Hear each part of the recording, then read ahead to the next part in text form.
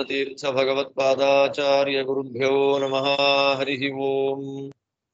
निखिल गुणनिकायं नित्य निर्धूतहेयं शुभतममतिमेयं शुद्ध सौख्याप्त्युपायं सकल निगमगेयं सर्वशब्दाभिधेयं नवजलधरकायं नौमि लक्ष्मी सहायं विघ्नौघवारणं सत्याशेष विश्वस्य कारणं करुणा सिन्धुमानन्दतीर्थबन्धुं हरिं भजे। अभ्रमं भङ्गरहितम् अजडं विमलं सदा आनन्दतीर्थमतुलं भजे तापत्रयापहम्। भवति यदनुभावादेडमूकोऽपि वाग्मी जडमतिरपि जन्तुर्जायते प्राज्ञमौलिः। सकलवचनचेतो देवता भारती सा मम वचसि निधत्ताम् सन्निधिं मानसे च। आपादमौलिपर्यन्तं गुरूणामाकृतिं स्मरेत् तेन विघ्नाः प्रणश्यन्ति सिद्ध्यन्ति च मनोरथाः। हरिः ओम्। जन्माद्यस्य यतोऽन्वयादितरतश्चार्थेष्वभिघ्नस्वराट् तेने ब्रह्म हृदाय आदिकवये मुह्यन्ति यं सूरयः। तेजो वारिमृदां यथा विनिमयो यत्र त्रिसर्गो मृषा धाम्ना स्वेन सदा निरस्तकुहकं सत्यं परं धीमहि। यं प्रव्रजन्तमनुपेतमपेतकृत्यं द्वैपायनो विरहकातर आजुहाव पुत्रेति तन्मयतया तरवोऽभिनेदुः तं सर्वभूतहृदयं मुनिमानतोऽस्मि। यस्वानुभावमखिलश्रुतिसारमेकम् अध्यात्मदीपम् अतितितीर्षतां तमोऽन्धं संसारिणां करुणया पुराणगुह्यं तं व्याससूनुमुपयामि गुरुं मुनीनां। नारायणं नमस्कृत्य नरं चैव नरोत्तमं देवीं सरस्वतीं व्यासं ततो जयमुदीरये।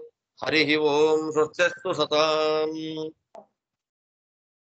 ಅಜಾಮಿಳನ ಅತ್ಯಂತ ದಿವ್ಯವಾದಂತಹ ಶ್ರೇಷ್ಠವಾದ ದಿವ್ಯವಾದ ಚರಿತ್ರೆಯನ್ನು ಇಲ್ಲಿ ನಿರೂಪಣೆ ಮಾಡಿದ್ದಾರೆ. ಅವನ ಹೆಸರೇ ಅಜಾಮಿಳ ಅಂತ. ವಿಚಿತ್ರವಾದ ಹೆಸರು ಅಜಾಮಿಳ ಅನ್ನೋ ಹೆಸರು ಯಾರು ಕೇಳೇ ಇಲ್ಲ, ಮುಂದೆ ಬಂದಿಲ್ಲ. ಆದ್ದರಿಂದ ದುಷ್ಟ ಜನಗಳ ಸಂಘವನ್ನ ಮಾಡೋದ್ರಿಂದ ಒಳ್ಳೆಯ ಸಾತ್ವಿಕನಾದ ವ್ಯಕ್ತಿ ಹೇಗೆ ಬದಲಾಗಿ ಬಿಡ್ತಾನೆ ಅನ್ನೋದಕ್ಕೆ ಅಜಾಮಿಳನ ಉಪಾಖ್ಯಾನ ಸ್ಪಷ್ಟ ನಿದರ್ಶನ. ಅಜ ಅಂದ್ರೆ ಪ್ರಕೃತಿ ಅಂತ ಅರ್ಥ. ಆ ಪ್ರಕೃತಿಯ ಜೊತೆಯಲ್ಲಿ ಮೇಳನ ಅಂದ್ರೆ ಕೆಟ್ಟ ಸಹವಾಸದಿಂದ ಅವನು ಸೇರಿ ಸಾತ್ವಿಕ ಅಂದ್ರೆ ಸ್ವಭಾವ ಪ್ರಭಾವ ಅಂತ ಎರಡು. ಆ ಸ್ವಭಾವ ಏನಾಯ್ತು, ಪ್ರಭಾವಕ್ಕೆ ಒಳಗಾಗಿ ಹೋಯ್ತು. ಆದ್ರಿಂದ ಅಜಾಮಿಳ. ಅದಕ್ಕೆ ಅಜಾಮಿಳನ ಇನ್ನೊಂದು ಪಾಠ ನಮಗೇನು ಅಂದ್ರೆ ನಾಮಸ್ಮರಣೆಯನ್ನ ಯಾವತ್ತಿಗೂ ನಾವು ಬಿಡಬಾರ್ದು. ಆ ನಾಮಸ್ಮರಣೆಯನ್ನ ಅತ್ಯಂತ ಭಕ್ತಿಯಿಂದ ಮಾಡಬೇಕು. ಅದಕ್ಕೆ ಹೇಳ್ತಾರೆ ಬರೇ ನಾರಾಯಣ ಕೃಷ್ಣ ಗೋವಿಂದ ಅಂತಂದ್ರೆ ಪುಣ್ಯ ಇದೆಯೋ ಪುಣ್ಯ ಇಲ್ವೋ ಅಂತ ಪ್ರಶ್ನೆ. ಅದಕ್ಕೆ ಪುಣ್ಯ ಇದೆಯೋ ಇಲ್ವೋ. ಅದಕ್ಕೆ ಆಚಾರ್ಯ ಅಂತಾರೆ ತಾತ್ಪರ್ಯದಲ್ಲಿ ಕೇವಲ ನಾಮಸ್ಮರಣೆಯನ್ನ ಮಾಡೋದ್ರಿಂದ ಪುಣ್ಯ ಖಂಡಿತವಾಗ್ಲೂ ಬರೋದು. ಕೇವಲ ನಾಮಸ್ಮರಣೆ ಮಾಡೋದ್ರಿಂದ ಪುಣ್ಯ ಬರೋ ಹಾಗಿದ್ದಿದ್ರೆ ಎಲ್ಲ ಮೋಕ್ಷಕ್ಕೆ ಹೋಗ್ಬೇಕಾಗಿತ್ತು. ಸರ್ವಥಾ ಅಘಹರಂ ವಿಷ್ಣೋಹೋ ನಾಮ ತದ್ಭಕ್ತಿ ಪೂರ್ವಕಂ. ಭಕ್ತಿಯಿಂದ ನಾಮಸ್ಮರಣೆಯನ್ನ ಮಾಡಿದರೆ ಮಾತ್ರ ಅದೇನಾಗುತ್ತೆ, ಪಾಪಗಳನ್ನ ಪರಿಹಾರ ಮಾಡುತ್ತೆ. ಯಾರು ಭಕ್ತಿಯಿಂದ ನಾಮಸ್ಮರಣೆಯನ್ನ ಮಾಡೋದಿಲ್ಲ, ಎಷ್ಟು ನಾಮಸ್ಮರಣೆಯನ್ನ ಅಭಕ್ತ್ಯೋದಾಹೃತಂ ನೈವ ಫಲದಾತೃ ಭವಿಷ್ಯತಿ ಅಂತ ಸ್ಪಷ್ಟವಾಗಿ ಹೇಳ್ತಾರೆ. ಭಕ್ತಿ ಬಿಟ್ಟು ಭಕ್ತಿ ಬರೋದು ಯಾವಾಗ ಅಂತಂದ್ರೆ ಜ್ಞಾನ ಇದ್ದಾಗ ಮಾತ್ರ ಭಕ್ತಿ ಬರುತ್ತೆ. ನಮಗ್ ಜ್ಞಾನ ಇಲ್ಲ, ನಮಗೇನು ಬೇಡ, ಬರೀ ಭಕ್ತಿ ಮಾಡ್ತೀವಿ ದೇವರಲ್ಲಿ ಅಂದ್ರೆ ಭಕ್ತಿ ಬರಲ್ಲ. ಜ್ಞಾನದಿಂದಲೇ ಭಕ್ತಿ, ಜ್ಞಾನದಿಂದಲೇ ವೈರಾಗ್ಯ. ಆದ್ದರಿಂದ ಭಕ್ತಿಯಿಂದ ಜ್ಞಾನ, ಜ್ಞಾನದಿಂದ ಭಕ್ತಿ, ಅದರಿಂದ ಮತ್ತೆ ಜ್ಞಾನ ಅಂತ ಮತ್ತೆ ಮತ್ತೆ ಮೇಲೆ ಮೇಲೆ ಮೇಲೆ ಹೋಗ್ತಿರತ್ತೆ. ಒಟ್ನಲ್ಲಿ ಮಿನಿಮಮ್ ಆದ್ರೂ ನಾಲೆಡ್ಜ್ ಬೇಕು. ಬೇರೆ ಕಡೆ ಎಲ್ಲ ಬಿಟ್ಟು ಇಲ್ಲೇ ಯಾಕೆ ಬರ್ತೀನಿ ಅಂತಂದ್ರೆ ಇತರ ದೇವತೆಗಳ ಎಲ್ಲರಿಗಿಂತ ಬೇಗ ಅನುಗ್ರಹ ಮಾಡತಕ್ಕಂಥವ್ ನಾರಾಯಣ. ಆದ್ದರಿಂದ ಅಲ್ಲಿ ಬಂದೆ, ಅದೇ ಒಂದು ಜ್ಞಾನ. ಅದರಿಂದ ಜ್ಞಾನಪೂರ್ವಕವಾಗಿ ಅಜಾಮಿಳ ಮಾಡಿದ ಭಕ್ತಿಗೆ ಏನಾಯ್ತು, ಆ ಜನ್ಮದಲ್ಲೇ ಅವನು ದಿವ್ಯ ದೇಹವನ್ನು ಧಾರಣೆ ಮಾಡಿಕೊಂಡು ವೈಕುಂಠಕ್ಕೆ ಹೊರಟೋದ ಅಂತ ಕಥೆ ಹೇಳಿದ್ರು. ಅಲ್ಲಿಂದ ಇನ್ನು ಮುಂದಕ್ಕೆ ದಕ್ಷ ಪ್ರಜಾಪತಿ ಅವನ ವಂಶ ವಿಸ್ತಾರವನ್ನೆಲ್ಲವನ್ನ ನಿರೂಪಣೆ ಮಾಡುವಂತಹ ಸಂದರ್ಭದಲ್ಲಿ ಆ ದಿತಿ, ಆ ದಿತಿಯಿಂದ ಬಂದವರೆಲ್ಲ ದೈತ್ಯರು. ಬರೀ ಗಂಡು ಮಕ್ಕಳ ಹೆಸರನ್ನು ಹೇಳಿ ಒಬ್ಬಳು ಹೆಣ್ಣು ಹುಡುಗಿ ಹೆಸರು ಹೇಳ್ತಾಳೆ. ಅವಳು ಯಾರು? ರಚನಾ ಅಂತ ಅವಳ ಹೆಸರು. ರಚನಾ, ದಿತಿದೇವಿಯ ದೈತ್ಯರ ಮನೆಯಲ್ಲಿ ಹುಟ್ಟಿದಂತಹ ಹುಡುಗಿ ಯಾರು? ರಚನಾ. ಆ ರಚನಾ ಆ ಹುಡುಗಿಯನ್ನ ಯಾರಿಗ್ ಮದುವೆ ಮಾಡಿಕೊಟ್ರು ಅಂತಂದ್ರೆ ಬೇರೆಯ ವ್ಯಕ್ತಿ. ಅವನು ಯಾರು? ವಿಶ್ವಕರ್ಮ, ತ್ವಷ್ಟೃ. ಆ ತ್ವಷ್ಟೃವಿಗೆ ಕೊಟ್ಟು ಮದುವೆಯನ್ನು ಮಾಡಿಕೊಟ್ರು.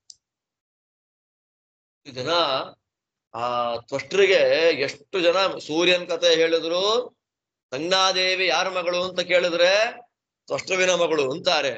ಇಲ್ಲಿ ನೋಡಿದ್ರೆ ತ್ವಷ್ಟೃವಿನ ಮಗಳು ಅಂದ್ರೆ ಒಬ್ಬ ದೇವತೆ ಎಷ್ಟು ಮಕ್ಕಳನ್ನ ಮದುವೆ ಆಗಿ, ಅವನಿಗೆ ಭೌವನ ಅಂತ ಇನ್ನೊಂದು ಹೆಸರು. ಯಾರಿಗೆ? ಆ ವಿಶ್ವಕರ್ಮನಿಗೆ ಭೌವನ. ಭೌವನ ಅಂತಂದ್ರೆ ಇಡೀ ಒಳ್ಳೆಯ ಕರಕುಶಲಗಾರಿಕೆ, ಕುಶಲಕರ್ಮಿ ಭೌವನ. ಹೀಗೆ ಅವರಿಬ್ಬರಿಗೆ ಮದುವೆ ಆಗಿದೆ. ಯಾರಿಗೆ? ರಚನಾದೇವಿಗೂ ತ್ವಷ್ಟೃ ಪ್ರಜಾಪತಿಗೂ ಮದುವೆ ಆಯಿತು. ಅವರಿಬ್ಬರಲ್ಲಿ ಹುಟ್ಟಿ ಬಂದಂತಹ ಮಹಾನುಭಾವನೆ ವಿಶ್ವರೂಪ. ವಿಶ್ವಕರ್ಮನ ಮಗ ವಿಶ್ವರೂಪ. ಆ ವಿಶ್ವರೂಪ ಅವನೇನಾಗಿದ್ದ, ಒಂದು ಕಾಲದಲ್ಲಿ ದೇವತೆಗಳಿಗೆ ಗುರುವಾಗ್ಬಿಟ್ಟ, ದೇವತೆಗಳಿಗೆ ಪುರೋಹಿತನಾದ, ದೇವತೆಗಳಿಗೆ ಮಾರ್ಗದರ್ಶನವನ್ನ ಮಾಡುವಂತಹ ದೊಡ್ಡ ಅವಕಾಶ ಅವನಿಗೆ ಬಂತು. ಯಾಕೆ ಅಂತಂದ್ರೆ ಬೃಹಸ್ಪತ್ಯಾಚಾರ್ಯರು ಬೇಜಾರು ಮಾಡ್ಕೊಂಡು ಹೊರಟೋದ್ರು ಅಂತ ಹೇಳ್ತಾರೆ. ಬೃಹಸ್ಪತ್ಯಾಚಾರ್ಯ ಯಾವಾಗ ಬೇಜಾರು ಮಾಡ್ಕೊಂಡು ಹೊರಟೋದ್ರು ಅವಾಗ ತಾತ್ಕಾಲಿಕವಾಗಿ ಆ ಸ್ಥಾನಕ್ಕೆ ಬಂದವನು ಯಾರು? ವಿಶ್ವರೂಪ. ಅವಾಗ ಪರೀಕ್ಷಿತ ಮಹಾರಾಜರು ಕೇಳ್ತಾರೆ, ಸ್ವಾಮಿ ಈ ಬೃಹಸ್ಪತ್ಯಾಚಾರ್ಯರು ಯಾಕೆ ಬೇಜಾರು ಮಾಡ್ಕೊಂಡ್ರು ಇಂದ್ರಾದಿಗಳ ಮೇಲೆ ಅಂತ ಅನ್ನೋದಕ್ಕೆ ಇಲ್ಲಿ ಒಂದು ಕಥೆ. 6ನೇ ಸ್ಕಂದ ಭಾಗವತದ ಅತ್ಯಂತ ಪ್ರಧಾನವಾದ, ಇಲ್ಲಿ ಬರೋದೇ 19 ಅಧ್ಯಾಯದಲ್ಲಿ 3 ಕಥೆ. 3 ಮೇಲೆ 4ನೇದಿಲ್ಲ. ಆ 3ನೇ ಕಥೆ ಒಳಗೆ ಇನ್ನೊಂದು ಚಿಕ್ಕ ಕಥೆ ಸೇರ್ಕೊಂಡಿದೆ ಅಷ್ಟೇ, ಈ ವೃತ್ರಾಸುರನ ಕಥೆ. ಅದರಲ್ಲಿ ಮೊದಲನೇದು ನೆನ್ನೆ ಕೇಳಾಯ್ತು, ಅಜಾಮಿಳೋಪಾಖ್ಯಾನ. ಈಗ 2ನೇದು. ಆ 2ನೇದ್ರಲ್ಲಿ ಬರೋದೇ ನಾರಾಯಣ ವರ್ಮ ಅಂತ ಅತ್ಯಂತ ಪ್ರಧಾನವಾದ ಒಂದು ಮಂತ್ರ, ದೇವತೆಗಳು ಉಪಯೋಗ ಮಾಡಿಕೊಂಡ ಒಂದು ಮಂತ್ರ. ಅದ್ರ ಬಗ್ಗೆ ನೆಕ್ಸ್ಟ್ ಹೇಳ್ತೀನಿ. 3ನೇ ಕಥೆ ಯಾವುದು ಅಂತಂದ್ರೆ ಮರುದೇವತೆಗಳ ಜನನ. ಅದರ ಮಧ್ಯದಲ್ಲಿ ಬರುವ ಚಿಕ್ಕ ಕಥೆ ಚಿತ್ರಕೇತು ಅನ್ನುವಂತಹ ಗಂಧರ್ವನ ಚರಿತ್ರೆ. 3 ಚರಿತ್ರೆಗಳು. ಆ 3 ಚರಿತ್ರೆಗಳಲ್ಲಿ 19 ಅಧ್ಯಾಯ. ಆದ್ರಿಂದ ಇದನ್ನ 5 ದಿನ ಮಾಡುವಂತ ನಂಗೊಬ್ರು ಕೊಟ್ಟಿದ್ರು. ಯಾವ್ದನ್ನ? 6ನೇ ಸ್ಕಂದ. 6ನೇ ಸ್ಕಂದ 5 ದಿನ ಮಾಡೋದು ಹೆಂಗೆ ಅಂತ ಮೇಲೆ ಕೆಳಗೆಲ್ಲ ಹಿಂದು ಮುಂದೆಲ್ಲ ಮಾಡಿ, ನಾರಾಯಣ ವರ್ಮ ಆಮೇಲೆ ಹಂಸಗುಹ್ಯ ಸ್ತೋತ್ರ ಅದನ್ನ ವಿಸ್ತಾರವಾಗಿ ಹೇಳಿ ಮುಗಿಸೋಂತ ಏನಾಗ್ಬಿಡುತ್ತೆ, ಪಡಿಪಾಟಲಾಗ್ಬಿಡುತ್ತೆ. ದಶಮ ಸ್ಕಂದಾನ 1 ದಿನ ಮಾಡಿ ಇನ್ನೊಂದು, 7ನೇ ಸ್ಕಂದ 1 ವಾರ ಮಾಡಿ ಇನ್ನೊಂದು, ಹೆಂಗೋ ಹಂಗೆ. ಆದ್ರೆ ಇಲ್ಲಿ ಕಥೆ ದೊಡ್ಡದು ಚಿಕ್ಕದು ಅನ್ನೋ ರೂಪದಲ್ಲಿ ಭೇದ ಇಲ್ಲ. ಆ ಕಥೆಯನ್ನ ನಿರೂಪಣೆ ಮಾಡಿದ್ದೆ ಅಷ್ಟು ವೇದವ್ಯಾಸ ಭಾಗವತದಲ್ಲಿ. ಈ ದೃಷ್ಟಿಯಲ್ಲಿ ಒಂದ್ ದಿವಸ ಇಂದ್ರದೇವರು ಪುಲೋಮ ಅಂತ ಒಬ್ಬ ದೈತ್ಯ. ಆ ಪುಲೋಮನ ಮಗಳು ಯಾರು? ಪೌಲೋಮಿ. ಆ ಪೌಲೋಮಿಯನ್ನೇ ನಾವೇನಂತ ಕರಿತೇವೆ? ಶಚಿ ಅಂತ ಕರೆಯೋದು. ಶಚಿ ರಾಕ್ಷಸನ ಮಗಳು. ಪುಲೋಮಜ ಶಚೀಂದ್ರಾಣಿ ಅಂತ ಹೇಳ್ಬೇಕಾದ್ರೆ ಪುಲೋಮ ಅನ್ನುವ ದೈತ್ಯ, ಆ ಪುಲೋಮ ಎನ್ನುವ ದೈತ್ಯನ ಮಗಳು ಪೌಲೋಮಿ. ಶಚೀದೇವಿಗೆ ಪೌಲೋಮಿ ಅಂತ ಹೆಸರು. ಆ ಪೌಲೋಮಿಯ ಜೊತೆಯಲ್ಲಿ ಸ್ವರ್ಗ ಸಿಂಹಾಸನದಲ್ಲಿ ಬ್ರಹ್ಮದೇವರು ಕೊಟ್ಟ ಸಿಂಹಾಸನ, ಆ ಬ್ರಹ್ಮದೇವರು ಕೊಟ್ಟ ಸಿಂಹಾಸನದಲ್ಲಿ ಕೂತ್ಕೊಂಡಿದ್ದಾನೆ. ಎತ್ತರದ ಸ್ಥಾನದಲ್ಲಿ ಇಂದ್ರ ಮೇಲ್ ಕೂತಿದ್ದಾನೆ. ಕೂತಾಗ ಅವನ ಕೆಳಗಡೆಯಲ್ಲಿ ಆನಂದದಲ್ಲಿರ್ತಕ್ಕಂಥವ್ರು ಯಾರು? 49 ಮರುದೇವತೆಗಳು. ಅಂದ್ರೆ ಇಂದ್ರನ ಪರಿವಾರ ಹೇಗಿರುತ್ತೆ ಅಂತ ಇಲ್ಲಿ 3 ಶ್ಲೋಕದಲ್ಲಿ ಪರಿಚಯ ಮಾಡ್ಕೊಡ್ತಾರೆ. ಮೊದಲು ಅವಹ ನಿವಹ ಸಂವಹ ಮೊದಲಾದಂತಹ 49 ಮರುದೇವತೆಗಳು. ಅವರಾದ್ಮೇಲೆ ಅಷ್ಟವಸುಗಳು. ಅಷ್ಟವಸುಗಳಾದ ಮೇಲೆ 11 ರುದ್ರರು. ಆ 11 ರುದ್ರರಲ್ಲಿ ಶಿವನನ್ನ ಬಿಟ್ಟು, ಯಾಕೆ ಅಂದ್ರೆ ಶಿವ ಇಂದ್ರನ ಪರಿವಾರದಲ್ಲಿ ಬರೋದಿಲ್ಲ. ಅದಾದ್ಮೇಲೆ ದ್ವಾದಶ ಆದಿತ್ಯರು. ಆ ದ್ವಾದಶ ಆದಿತ್ಯರಲ್ಲಿ ವಿಷ್ಣು ಶಿವನ ಪರಿವಾರದಲ್ಲಿ ಬರಲ್ಲ. ಅದಾದ್ಮೇಲೆ ಋಭುದೇವತೆಗಳು, ಅದಾದ ನಂತರದಲ್ಲಿ ಅಗ್ನಿ, ಅಷ್ಟವಸುಗಳಲ್ಲಿ ಅಗ್ನಿ ಬರ್ತಾನೆ, ಪ್ರತ್ಯೇಕವಾದ ಅಗ್ನಿ. ಅದಾದ್ಮೇಲೆ ಅಶ್ವಿನಿ ದೇವತೆಗಳು. ಇಷ್ಟು ಜನ ಪರಿವಾರ ದೇವತೆಗಳ ಜೊತೆಯಲ್ಲಿ ಇಂದ್ರ ಸ್ವರ್ಗಲೋಕ ಸಿಂಹಾಸನದಲ್ಲಿ ಕೂತ್ಕೊಂಡಿದ್ದಾನೆ. ಕೂತಾಗ ಇಲ್ಲಿ ಒಂದು ಮಾತನ್ನ ಶುಕಾಚಾರ್ಯರು ಪರೀಕ್ಷಿತ ಮಹಾರಾಜನಿಗೆ ಹೇಳ್ಬೇಕಾದ್ರೆ ಹೇಳ್ತಾರೆ, ಸ್ವರ್ಗದ ಐಶ್ವರ್ಯದಿಂದ ಅವ್ರಿಗೆ ಏನಾಗ್ಬಿಟ್ಟಿದೆ, ಮದ ಅನ್ನೋದು ಬಂದಿದೆ. ಅವಾಗ ಏನಾಗಿದೆ, ಉತ್ಪಥಗಾಮಿ, ದೊಡ್ಡವರು ಚಿಕ್ಕೋರು ಅನ್ನೋ ಭೇದ ಅವ್ರು ಮಾಡ್ಲಿಲ್ಲ. ಆಗ ಎಲ್ಲ ಸ್ತೋತ್ರ ಮಾಡ್ತಾ ಇದ್ದಾರೆ ಇಂದ್ರನನ್ನ. ಗಂಧರ್ವ ಅಪ್ಸರೆಯರು ಎಲ್ಲ ಏನು ಕುಣಿಯೋದು, ಹಾಡು ಹೇಳೋದು ಎಲ್ಲ ಮಾಡ್ತಾ ಇದ್ದಾರೆ. ಅದೆಲ್ಲ ಮಾಡುವಾಗ ವಾಕ್ಪತಿಗಳು, ವಾಕ್ಪತಿ ಅಂದ್ರೆ ಯಾರು, ಬೃಹಸ್ಪತ್ಯಾಚಾರ್ಯರು, ದೇವತೆಗಳಿಗೆ ಗುರು. ಯದ್ಯಪಿ ಯೋಗ್ಯತೆಯಲ್ಲಿ ಇಂದ್ರದೇವರಿಗಿಂತ ಚಿಕ್ಕವರಾದರೂ ಸ್ಥಾನದಲ್ಲಿ, ಅವತ್ತಿನ ಕಾಲದಲ್ಲಿ ಸ್ಥಾನದಲ್ಲಿ ದೇವತೆಗಳಿಗೆ ಅವರು ಗುರುಗಳಾಗಿ ನಿಲ್ಲಬೇಕು ಅನ್ನುವ ಸ್ಥಾನವನ್ನು ಕೊಟ್ಟಿದ್ದಾರೆ ಅವರಿಗೆ. ಅದರಿಂದ ಅವರು ದೇವಗುರು. ಮತ್ತೆ ದೇವತೆಗಳ ಗುರು ಅಂತಂದ್ರೆ ದೇವತೆಗಳಿಗೂ ದೈತ್ಯರಿಗೂ ಗಲಾಟೆ ಬಂದಾಗ ಅವರು ಬೃಹಸ್ಪತ್ಯಾಚಾರ್ಯ ಹೊಡೆದು ಬಿಟ್ರ ಅಂತಂದ್ರೆ ಸುರಾಸುರ ನಮಸ್ಕೃತಂ ಅಂತಾರೆ. ಈಗ ಶುಕ್ರಾಚಾರ್ಯರು ದೇವ ದೈತ್ಯರಿಗೆ ಯುದ್ಧ ಆದಾಗ ದೇವತೆಗಳು ಶುಕ್ರಾಚಾರ್ಯ ಹೊಡೆದು ಬಿಟ್ರ. ಪುರೋಹಿತರು, ಸಪ್ತ ಪ್ರಣಿಧಿಗಳು ಅಂತ ಬರುತ್ತೆ, ನೆಕ್ಸ್ಟ್ ಬರುತ್ತೆ. ಆ ಸಪ್ತ ಪ್ರಣಿಧಿಗಳಲ್ಲಿ ಒಂದು ಪುರೋಹಿತ. ಆ ಪುರೋಹಿತರನ್ನ ಟಚ್ ಮಾಡ್ಲಿಕ್ಕಿಲ್ಲ ಯಾರು. ಈ ದೃಷ್ಟಿಯಲ್ಲಿ ಈ ದೇವತೆಗಳಿಂದಲೂ ನಮಸ್ಕಾರ ಮಾಡಿಸ್ಕೊಳ್ತಾರೆ, ದೈತ್ಯರಿಂದಲೂ ನಮಸ್ಕಾರ ಮಾಡಿಸ್ಕೊಳ್ತಾರೆ. ಯಾರು, ಅವರ ಹೆಸರೇ ಬೃಹಸ್ಪತಿ ಅಂತ. ದೊಡ್ಡ ಅವರ ಮಾತು ನಿರ್ಣಯಾತ್ಮಕವಾದ ಮಾತು. ಮಹಾನುಭಾವರು, ತಾರಾಪತಿ ಬೃಹಸ್ಪತಿ. ಆದ್ದರಿಂದ ಇವತ್ತು ನಾವು ಏನೇ ಕೆಲಸ ಮಾಡಬೇಕಾದ್ರೂ, ಜಾತಕ ರೀತ್ಯ ಏನೇ ನೋಡಬೇಕಾದ್ರೂ ಗುರು ಎಲ್ಲಿದ್ದಾನೆ ಅಂತ ನೋಡ್ಬೇಕು. ಗುರು ಜಾತಕದಲ್ಲಿ ಬೃಹಸ್ಪತಿ ಎಲ್ಲಿದ್ದಾರೆ. ಆದ್ದರಿಂದ ನಮಗೆ ಇವತ್ತಿಗೂ ಕೂಡ ಒಂದು ನದಿ, ಆ ನದಿಯಲ್ಲಿ ನಾವು ಸ್ನಾನ ಮಾಡಿದಾಗ ಪವಿತ್ರ ನಾವು ಆಗಬೇಕು ಅಂತಂದ್ರೆ ಈ ಕಾಲದಲ್ಲಿ, ಈ ಮಾಸದಲ್ಲಿ ಗುರು ಈ ರಾಶಿಯ ಒಳಗೆ ಪ್ರವೇಶ ಮಾಡಿರ್ಬೇಕು. ಈಗ ನಾವು ಕೃಷ್ಣಾ ನದಿ ಸ್ನಾನ ಮಾಡ್ತೀವಿ, ಯಾವಾಗ ಗುರು ಕನ್ಯಾ ರಾಶಿಯಲ್ಲಿ ಪ್ರವೇಶ ಮಾಡಬೇಕು. ಬೃಹಸ್ಪತಿ ಕನ್ಯಾ ರಾಶಿಯಲ್ಲಿ ಪ್ರವೇಶ ಮಾಡಿದಾಗ 1 ವರ್ಷ ಇರ್ತಾನೆ ಒಂದು ರಾಶಿಯಲ್ಲಿ ಬೃಹಸ್ಪತಿ. ಅವಾಗ ಆ ನದಿಯಲ್ಲಿ ಸ್ನಾನ ಮಾಡೋದ್ರಿಂದ ಒಳ್ಳೇದಾಗುತ್ತೆ. ಅದಾದ್ಮೇಲೆ ಗೋದಾವರಿ ನದಿಯಲ್ಲಿ ನಾವು ಸ್ನಾನ ಮಾಡಿ ಪವಿತ್ರರಾಗಬೇಕು ಅಂದ್ರೆ ಗುರು ಸಿಂಹರಾಶಿಯಲ್ಲಿ ಪ್ರವೇಶ ಮಾಡಬೇಕು. ಗುರು ಸಿಂಹರಾಶಿಯಲ್ಲಿ ಪ್ರವೇಶ ಮಾಡಿದಾಗ ಗೋದಾವರಿಯಲ್ಲಿ ವಿಶೇಷವಾದಂತಹ ಸ್ನಾನ. ಈ ಕುಂಭಮೇಳ ಅಂತ ಮಾಡ್ತಾರಲ್ಲ, ಅರ್ಧ ಕುಂಭ, ಪೂರ್ಣ ಕುಂಭ ಇತ್ಯಾದಿಗಳೆಲ್ಲ, ಅದೆಲ್ಲ ಮಾಡುವಾಗ ಯಾವ ಗ್ರಹವನ್ನ ಮುಖ್ಯವಾಗಿ ಇಟ್ಕೊಂಡು ಲೆಕ್ಕ ಹಾಕ್ತಾರೆ, ಬೃಹಸ್ಪತಿ.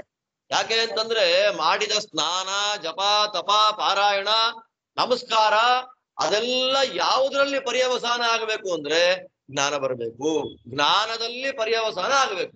ಅದಕ್ಕೋಸ್ಕರವಾಗಿ ಇಷ್ಟೆಲ್ಲ ಮಾಡ್ತಾರೆ. ಆದ್ದರಿಂದ ಬೃಹಸ್ಪತಿ ಅತ್ಯಂತ ಶ್ರೇಷ್ಠವಾದ. ಆದ್ದರಿಂದ ಬೃಹಸ್ಪತಿ ಒಂದು ರಾಶಿಯಲ್ಲಿ ಎಷ್ಟು ವರ್ಷ ಇರ್ತಾನೆ, 1 ವರ್ಷ. ಆದ್ರಿಂದ ಅವನ ಸರ್ಕಲ್ ಪೂರ್ಣವಾಗಿ ಮುಗಿಬೇಕು ಅಂತಂದ್ರೆ 12 ವರ್ಷ ಆಗ್ಬೇಕು. 12 ವರ್ಷ ಮೇಷದಿಂದ ಮೊದಲು ಮಾಡಿಕೊಂಡು ಕೊನೆಯದ್ಯಾವುದು, ಮೀನ. ಮೀನದವರೆಗೂ ಬೃಹಸ್ಪತಿಯ ಸಂಚಾರ ನಡಿಬೇಕು ಅಂತಂದ್ರೆ ಕರೆಕ್ಟ್ 12 ವರ್ಷ. ಆ 12 ವರ್ಷವೇ ನಿಮಗೆ ಅರ್ಧ ಕುಂಭ, ಪೂರ್ಣ ಕುಂಭ, ಆ ಕುಂಭ, ಇದೆಲ್ಲ ದೇವಸ್ಥಾನಗಳಲ್ಲಿ ಕುಂಭಾಭಿಷೇಕ, ಪ್ರತಿಷ್ಠಾಪನೆ ಎಲ್ಲ ಆಗ್ಬೇಕಾದ್ರೂ ಗುರು ಎಲ್ಲಿದ್ದ. ಆದ್ರೆ ಆ ಗುರು ಮತ್ತು ಬುಧ ಒಂದೇ ಕಡೆ ಇದ್ದು ಬಿಟ್ರೆ ಸಮಸ್ಯೆ ಆಗುತ್ತೆ. ಯಾಕೆ ಅಂತಂದ್ರೆ ಗುರುವಿನ ಹೆಂಡತಿಯನ್ನ ಬುಧ ಏನ್ ಮಾಡ್ದ, ತಗೊಂಡೋಗ್ಬಿಟ್ಟಿದ್ದಾನೆ.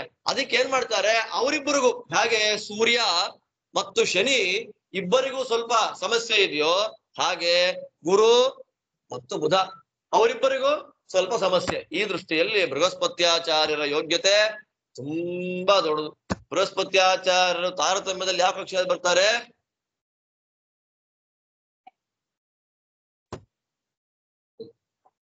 ದಕ್ಷನಿಗೆ ಸಮಾನವಾಗಿ ಬರ್ತಕ್ಕಂಥ ಅವರಲ್ಲಿ. ದಕ್ಷ ಸಮ ಅನಿರುದ್ಧ ಗುರು ಶಚಿ ರತಿ ಸ್ವಯಂಭುವರಾರ್ವರು ಅಂತ ಹೇಳ್ದ ಹಾಗೆ ದಕ್ಷ, ಅನಿರುದ್ಧ, ಗುರು, ಶಚಿ ಇವರೆಲ್ಲ ಒಂದೇ ಸ್ವಯಂಭುವನು. ಇವರೆಲ್ಲ ಒಂದೇ ಕಕ್ಷೆಯಲ್ಲಿ 10ನೇ ಕಕ್ಷೆಯಲ್ಲಿ ಬರ್ಕೊಂಡು 10ನೇ ಕಕ್ಷೆ ಅಂತಂದ್ರೆ ಯಾವ ಲೆವೆಲ್ ಅದು. ನಿರ್ವೈ ದೇವಾನಾಂ ಅವಮಃ ವಿಷ್ಣು ಪರಮಃ ಅಂತ ತಾರತಮ್ಯದಲ್ಲಿ 15ನೇ ಕಕ್ಷೆ ಅಂದ್ರೆ ಅಗ್ನಿ 15ರಲ್ಲಿ ಬರ್ತಾನೆ. 16, 17, 18 ಅಲ್ಲಿಂದ ಸ್ವಲ್ಪ ಸ್ವಲ್ಪ ಕಡಿಮೆ ಆಗ್ತಾ ಬರುತ್ತೆ. 15ರಿಂದ 1 ತನಕ ಅತ್ಯಂತ ಪ್ರಧಾನವಾದಂತಹ ತಾರತಮ್ಯ ಕಕ್ಷೆಗಳು. ಆ 15ರಲ್ಲಿ ಬರುವನು ಯಾವನು? ಅಗ್ನಿ. 1ರಲ್ಲಿ ಬರತಕ್ಕಂಥ ದೇವರು. ಆ 2ರ ಮಧ್ಯದಲ್ಲಿ ಬರ್ತಾರಲ್ಲ ಅವರೆಲ್ಲ ಉತ್ತಮೋತ್ತಮ ದೇವತೆಗಳು. ಅದರಿಂದ ಅದರಲ್ಲಿ ಬರತಕ್ಕಂಥವರು ಬೃಹಸ್ಪತ್ಯಾಚಾರ್ಯರು. ಅಂತ ಬೃಹಸ್ಪತ್ಯಾಚಾರ್ಯರು ಸ್ವಲ್ಪ ಆ ಸಭೆಯಲ್ಲಿ ಲೇಟ್ ಆಗಿ ಬಂದ್ರು. ಅವ್ರು ಲೇಟ್ ಆಗಿ ಬಂದ್ರೆ ಇಂದ್ರ ಏನ್ ಮಾಡ್ದ? ಇಲ್ಲೇ ಇಲ್ಲ. ದೇವತೆಗಳಿಗೆ ಗುರು ಅಂತ ಸ್ಥಾನ ಕೊಟ್ಟಿದ್ದಾರೆ, ಎದ್ ನಿಲ್ಲಿಲ್ಲ. ಅವಾಗ ಅವ್ರು ಏನಾಯ್ತು, ಅಲ್ಲಿ ಯಾಕಿರ್ಬೇಕು ನಾನು ಅಂತ ಅನ್ಕೊಂಡ್ ನೇರ ಮನೆಗೆ ಬಂದ್ಬಿಟ್ರು. ನೇರ ಅದೇ ಒಳ್ಳೆಯವ್ರಿಗೂ ಕೆಟ್ಟವ್ರಿಗೂ ವ್ಯತ್ಯಾಸ ಇಲ್ಲ. ಇಂದ್ರ ಏನ್ ಮಾಡ್ದ? ಅಯ್ಯೋ ಎಂತ ತಪ್ಪು ಮಾಡ್ಬಿಟ್ಟೆ ನಾನು.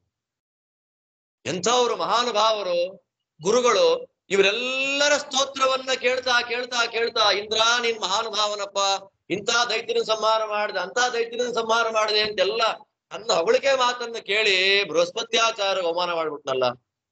ಹೊಗಳಿಕೆ ಮಾತು ಎಂಥವ್ರನ್ನಾದ್ರೂ ಮುಚ್ಚಿಬಿಡುತ್ತೆ ಅಂತ ಹೇಳಿ ಇವನೇನ್ ಮಾಡ್ದ, ನಾನು ಮಾಡಿದ ತಪ್ಪನ್ನ ನಾನ್ ಸರಿ ಮಾಡ್ಕೊಳ್ಬೇಕು ಅನ್ನೋಷ್ಟ್ರ ಒಳಗೆ ಶುಕ್ರಾಚಾರ್ಯ ಹೇಳಿದ್ರು, ನೋಡ್ರಿ ಬೃಹಸ್ಪತ್ಯಾಚಾರ್ಯ ಈಗ ಅವರಿಗೆ ಪುರೋಹಿತರ ಬೆಂಬಲ ಇಲ್ಲ. ನೀವೇನ್ ಮಾಡ್ಬೇಕಿವಾಗ? ದೇವತೆಗಳ ಮೇಲೆ ದಾಳಿ ಮಾಡ್ರಿ, ಅವರ ಸಂಪತ್ತನ್ನೆಲ್ಲವನ್ನ ಕಿತ್ಕೊಂಡ್ಬಿಡ್ರಿ ನೀವು ಅಂತ ಶುಕ್ರಾಚಾರ್ಯ ಹೇಳ್ಕೊಟ್ರು. ಯಾಕೆ ಶುಕ್ರಾಚಾರ್ಯ ತಪ್ಪಲ್ವ? ಆಕ್ಚುಯಲ್ ಆಗಿ ಶುಕ್ರಾಚಾರ್ಯ ದೇವತೆಗಳೇ, ಶುಕ್ರಾಚಾರ್ಯ ಸಾಮಾನ್ಯರಲ್ಲ, ಉಶನಸ್. ಆದ್ರೆ ಅವ್ರ ಕೆಲಸ ದೈತ್ಯರಿಗೆ ಗುರು. ಆದ್ರಿಂದ ಅವ್ರಿಗೆ ಏನಾದ್ರು ಪಾಪ ಬಂತ ಅಂತಂದ್ರೆ ಯೋಗ್ಯತೆ ಬೇರೆ. ಆದ್ದರಿಂದಲೇ ಜಾತಕದಲ್ಲಿ ನೋಡ್ಬೇಕಾದ್ರೆ ಇಬ್ರು ಪ್ರಧಾನರಾಗ್ತಾರೆ ನಮ್ಗೆ. ಆದ್ರಿಂದ ಒಳ್ಳೆ ಕೆಲಸ ಮುಹೂರ್ತವನ್ನ ಇಡ್ಬೇಕಾದ್ರೆ ಒಂದ ಗುರು ಅಸ್ತ ಇದ್ರೆ ಮುಹೂರ್ತ ಇಡಲ್ಲ, ಒಂದ ಶುಕ್ರಾಸ್ತ ಇಟ್ರೆ ಮುಹೂರ್ತ ಇಡಲ್ಲ. ಗುರು ಇಬ್ರು ಅತ್ಯಂತ ಜೀವನದ ದಿಕ್ಕು ದೆಸೆಯನ್ನ ಬದಲು ಮಾಡತಕ್ಕಂತಹ ವ್ಯಕ್ತಿತ್ವಗಳು ಎರಡು. ಒಂದು ಬೃಹಸ್ಪತಿ, ಒಂದು ಶುಕ್ರ. ಶುಕ್ರ ಇದ್ದ ಅಂದ್ರೆ 18 ವರ್ಷ ಶುಕ್ರನ ದೆಸೆ. ಆದ್ದರಿಂದ ಇವಾಗ ಶನಿ ಅವನು ಸ್ವಲ್ಪ ರಾಶಿ ಅಂತರ ಮಾಡಿದ್ದಾನೆ. ಕೆಲವರ ಅಷ್ಟಮ ಆರಂಭ ಆಗಿದೆ, ಕೆಲವರಿಗೆ ಪಂಚಮ ಆರಂಭ ಆಗಿದೆ. ಯಾರು ಈ ಟಿವಿಗಳಲ್ಲಿ ನೋಡಿ ತಲೆ ಕೆಡಿಸ್ಕೊಳ್ಳೋ ಅವಶ್ಯಕತೆ ಇಲ್ವೇ ಇಲ್ಲ. ಸರಿಯಾದ ಕ್ರಮದಲ್ಲಿ ದೇವರಿಗೆ 2 ದೀಪ ಹಚ್ಚಿ ಭಕ್ತಿಯಿಂದ ನಮಸ್ಕಾರವನ್ನ ಮಾಡಿ ದೊಡ್ಡವರಿಗೆ ಚಿಕ್ಕವರಿಗೆ ಬೆಲೆ ಕೊಟ್ಕೊಂಡು ನಾವ್ ಇದ್ಬಿಟ್ರೆ ಯಾವ ರಾಶಿ ದೇವತೆಗಳು ನಮ್ಮನ್ನೇನು ಮಾಡಲ್ಲ. ನಾವು ಸರಿಯಾಗಿರೋ ತನಕ ಯಾರ್ಯಾರೋ ಹೇಳ್ತಾರೆ ಜಾತಕ ಹಂಗಾಗ್ಬಿಡುತ್ತೆ ಹಿಂಗಾಗ್ಬಿಡುತ್ತೆ ಅಂತ ಕೇಳಿದ್ರೆ ಭಕ್ತಿ ಮಾಡ್ಬೇಕು, ದೇವರಲ್ಲಿ ಗುರುಗಳಲ್ಲಿ ಭಕ್ತಿ ಇರ್ಬೇಕು. ಆದ್ದರಿಂದ ಗುರು ಶುಕ್ರರಿಬ್ಬರು ಕೂಡ ಅತ್ಯಂತ ಪ್ರಧಾನರಾದ ವ್ಯಕ್ತಿಗಳು. ಶುಕ್ರಾಚಾರ್ಯರು ಉಪದೇಶ ಮಾಡ್ತಾರೆ, ಉಪದೇಶ ಮಾಡಿ ದೈತ್ಯರೆಲ್ಲ ಹೊಡೆದು ಓಡಿಸ್ಬಿಟ್ರು. ಪಾಪ ಗುರುಗಳೂ ಇಲ್ಲ. ಇಂದ್ರ ಹುಡುಕ್ತಾರೆ ಗುರುಗಳನ್ನ, ಪುರೋಹಿತರನ್ನ, ಪುರೋಹಿತರು ಎಲ್ಲೋದ್ರು. ಅದರಿಂದಲೇ ಶಾಸ್ತ್ರ ಆದೇಶ ಮಾಡುತ್ತೆ, ನೀವ್ ಏನೇ ಕೆಲಸ ಮಾಡ್ಬೇಕಾದ್ರೂ ನಮಗೆ ಮಾರ್ಗದರ್ಶನ ಮಾಡ್ಲಿಕ್ಕೆ ಒಬ್ಬರನ್ನ ಇಟ್ಕೊಂಡಿರ್ಬೇಕು. ನಮಗೆಷ್ಟೇ ಬಲ ಇರ್ಲಿ, ನಮಗೆಷ್ಟೇ ಜ್ಞಾನ ಇರ್ಲಿ, ನಾವು ಸ್ವತಃ ವಿದ್ವಾಂಸರಾದ ನಾನೇ ಮಾಡ್ಕೊಂಡ್ಬಿಡ್ತೀನಿ ಅಂತ ಹೇಳಕ್ಕಾಗಲ್ಲ.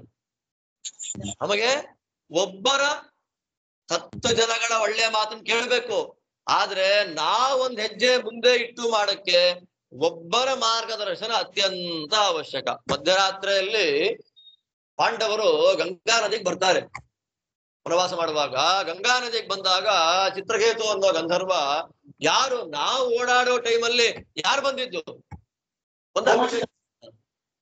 ನಾವು ಯಾತ್ರೆಗಳಿಗೆ ಹೋಗ್ತೀವಿ, ಯಾತ್ರೆಗಳಿಗೆ ಹೋದಾಗ ಜನ ತುಂಬಾ ಕಡಿಮೆ ಇರ್ತಾರೆ ಅಂತ ಬೆಳಗಿನ ಜಾವ 2-2ವರೆಗೆ ನದಿಗೆ ಇಳಿದ್ಬಿಡೋದು, ಸ್ನಾನ ಮಾಡ್ಬಿಡೋದು. ಅದಕ್ಕೆ ಪಾತ್ರರ ಸಂಗಡ ಯಾತ್ರೆ ಆಚರಿಸಿ ಇದಕ್ಕೆ ಹೇಳಿದ್ದು. ದೊಡ್ಡವ್ರ ಜೊತೆ, ತಿಳಿದವ್ರ ಜೊತೆಯಲ್ಲಿ ನಾವು ಯಾತ್ರೆ ಮಾಡಿದ್ರೆ ಏನ್ ಮಾಡ್ಬೇಕು, ಹೆಂಗ್ ಮಾಡ್ಬೇಕು ಅಂತ ಹೇಳ್ತಾರೆ. ಅವಾಗ ಚಿತ್ರಕೇತು ಅಂದ, ಪುರೋಹಿತರ ಜೊತೆಯಲ್ಲಿ ನೀವು ಬಂದಿದ್ರೆ ಈ ಕೆಟ್ಟ ಕೆಲಸ, ಈ ತಪ್ಪು ಕೆಲಸ ನೀವು ಮಾಡ್ತಾ ಇರ್ಲಿಲ್ಲ. ಅವಾಗ ಅರ್ಜುನ ಅಂತ, ಹೌದಾ? ಅವಾಗ ಯಾರು ಪುರೋಹಿತರು? ಧೌಮ್ಯರನ್ನ ಇಟ್ಕೊಳ್ಳಿ ಪುರೋಹಿತರನ್ನ ಅಂತ ಚಿತ್ರಕೇತು ಗಂಧರ್ವ ಹೇಳಿದ ಮೇಲೆ ಪಾಂಡವರು ಏನ್ ಮಾಡ್ತಾರೆ, ಧೌಮ್ಯರನ್ನ ಅವತ್ತಿನ ಕಾಲಕ್ಕೆ ಪುರೋಹಿತರನ್ನಾಗಿ ಇಟ್ಕೊಂಡು. ಆದ್ದರಿಂದ ಪೌರೋಹಿತ್ಯ ಪುರೋಹಿತ ದೊಡ್ಡ ಸ್ಥಾನ. ಆ ದೊಡ್ಡ ಸ್ಥಾನ ಏನು ಅಂದ್ರೆ ಅವನ ಸರ್ವಸ್ವವನ್ನು ಸಮಾಜಕ್ಕೋಸ್ಕರವಾಗಿ ತ್ಯಾಗ ಮಾಡುವ ಸ್ಥಾನ ಯಾವುದು ಅಂತಂದ್ರೆ ಅದು ಪೌರೋಹಿತ್ಯ ಸ್ಥಾನ. ಆದ್ರೆ ಶಾಸ್ತ್ರದಲ್ಲಿ ಈ ಪೌರೋಹಿತ್ಯ ಸ್ಥಾನವನ್ನ ಎಷ್ಟು ಹೊಗಳಿದ್ದಾರೋ ಅಷ್ಟೇ ಬೈದು ಬಿಟ್ಟಿದ್ದಾರೆ. ವಿಶ್ವರೂಪಾಚಾರ್ಯರ ಮಾತಲ್ಲಿ ಬರುತ್ತೆ, ಸಲ್ಲದ ಪುರೋಹಿತಕ್ಕೆ ಒಳಗಾದರು ಅಂತ ವಾದಿರಾಜರಂತಾರೆ ಅಲ್ವಾ. ಸಲ್ಲದ ಅಂದ್ರೆ ಯಾವುದನ್ನ ಮಾಡಬಾರ್ದೋ ಅದನ್ನ ಮಾಡಕ್ ಬಂದ್ರು ಅಂತ. ಪಕ್ಕ ಕರೆಕ್ಟ್ ಆಗಿ ಮಾಡಿದ್ರೆ ಏನಾಗತ್ತೋ ಅದ್ರ ಉಲ್ಟಾ. ಸರಿಯಾಗಿ ಪೌರೋಹಿತ್ಯವನ್ನ ಮಾಡ್ಲಿಲ್ಲ ಅಂತಂದ್ರೆ ನೆಕ್ಸ್ಟ್ ಜನ್ಮವೇ ರಾಮಾಯಣದಲ್ಲಿ ಬರೋ ಮಾತು ನಾಯಿ ಆಗೋದು ಖಂಡಿತ. ಪೌರೋಹಿತ್ಯಂಚ ಅರ್ಚಕತ್ವಂ ಪಾಠಾಪತ್ಯಂ ತಥೈವಚ ಅಂತ ಹೇಳ್ಬೇಕಾದ್ರೆ ಅಂದ್ರೆ ಜವಾಬ್ದಾರಿ, ಅದು ದೊಡ್ಡ ಸ್ಥಾನ, ದೊಡ್ಡ ಜವಾಬ್ದಾರಿ. ಮಂತ್ರ ಹೇಳೋದು, ದೇವತೆಗಳನ್ನ ಕರೆಯೋದು, ಆವಾಹನೆ ಮಾಡಿ ತಗೋ ಒಳ್ಳೇದಾಗ್ಲಿ ಅಂತ ಅನ್ನೋದು, ಅದೆಲ್ಲ ಸಾಮಾನ್ಯವಾದ ಸ್ಥಾನ ಅಲ್ಲ. ತಪಸ್ಸು ಎಷ್ಟಿರ್ಬೇಕು, ಅಧ್ಯಯನ ತಪಸ್ಸು, ಮಂತ್ರ ಜಪ ಮಾಡ್ತಾ ಕೂತ್ಕೊಳ್ಬೇಕಾದ್ರೆ ಬರೀ ಕೃಷ್ಣ ಕೃಷ್ಣ ಕೃಷ್ಣ ಅಂದ್ರೆ ಆಗಲ್ಲ.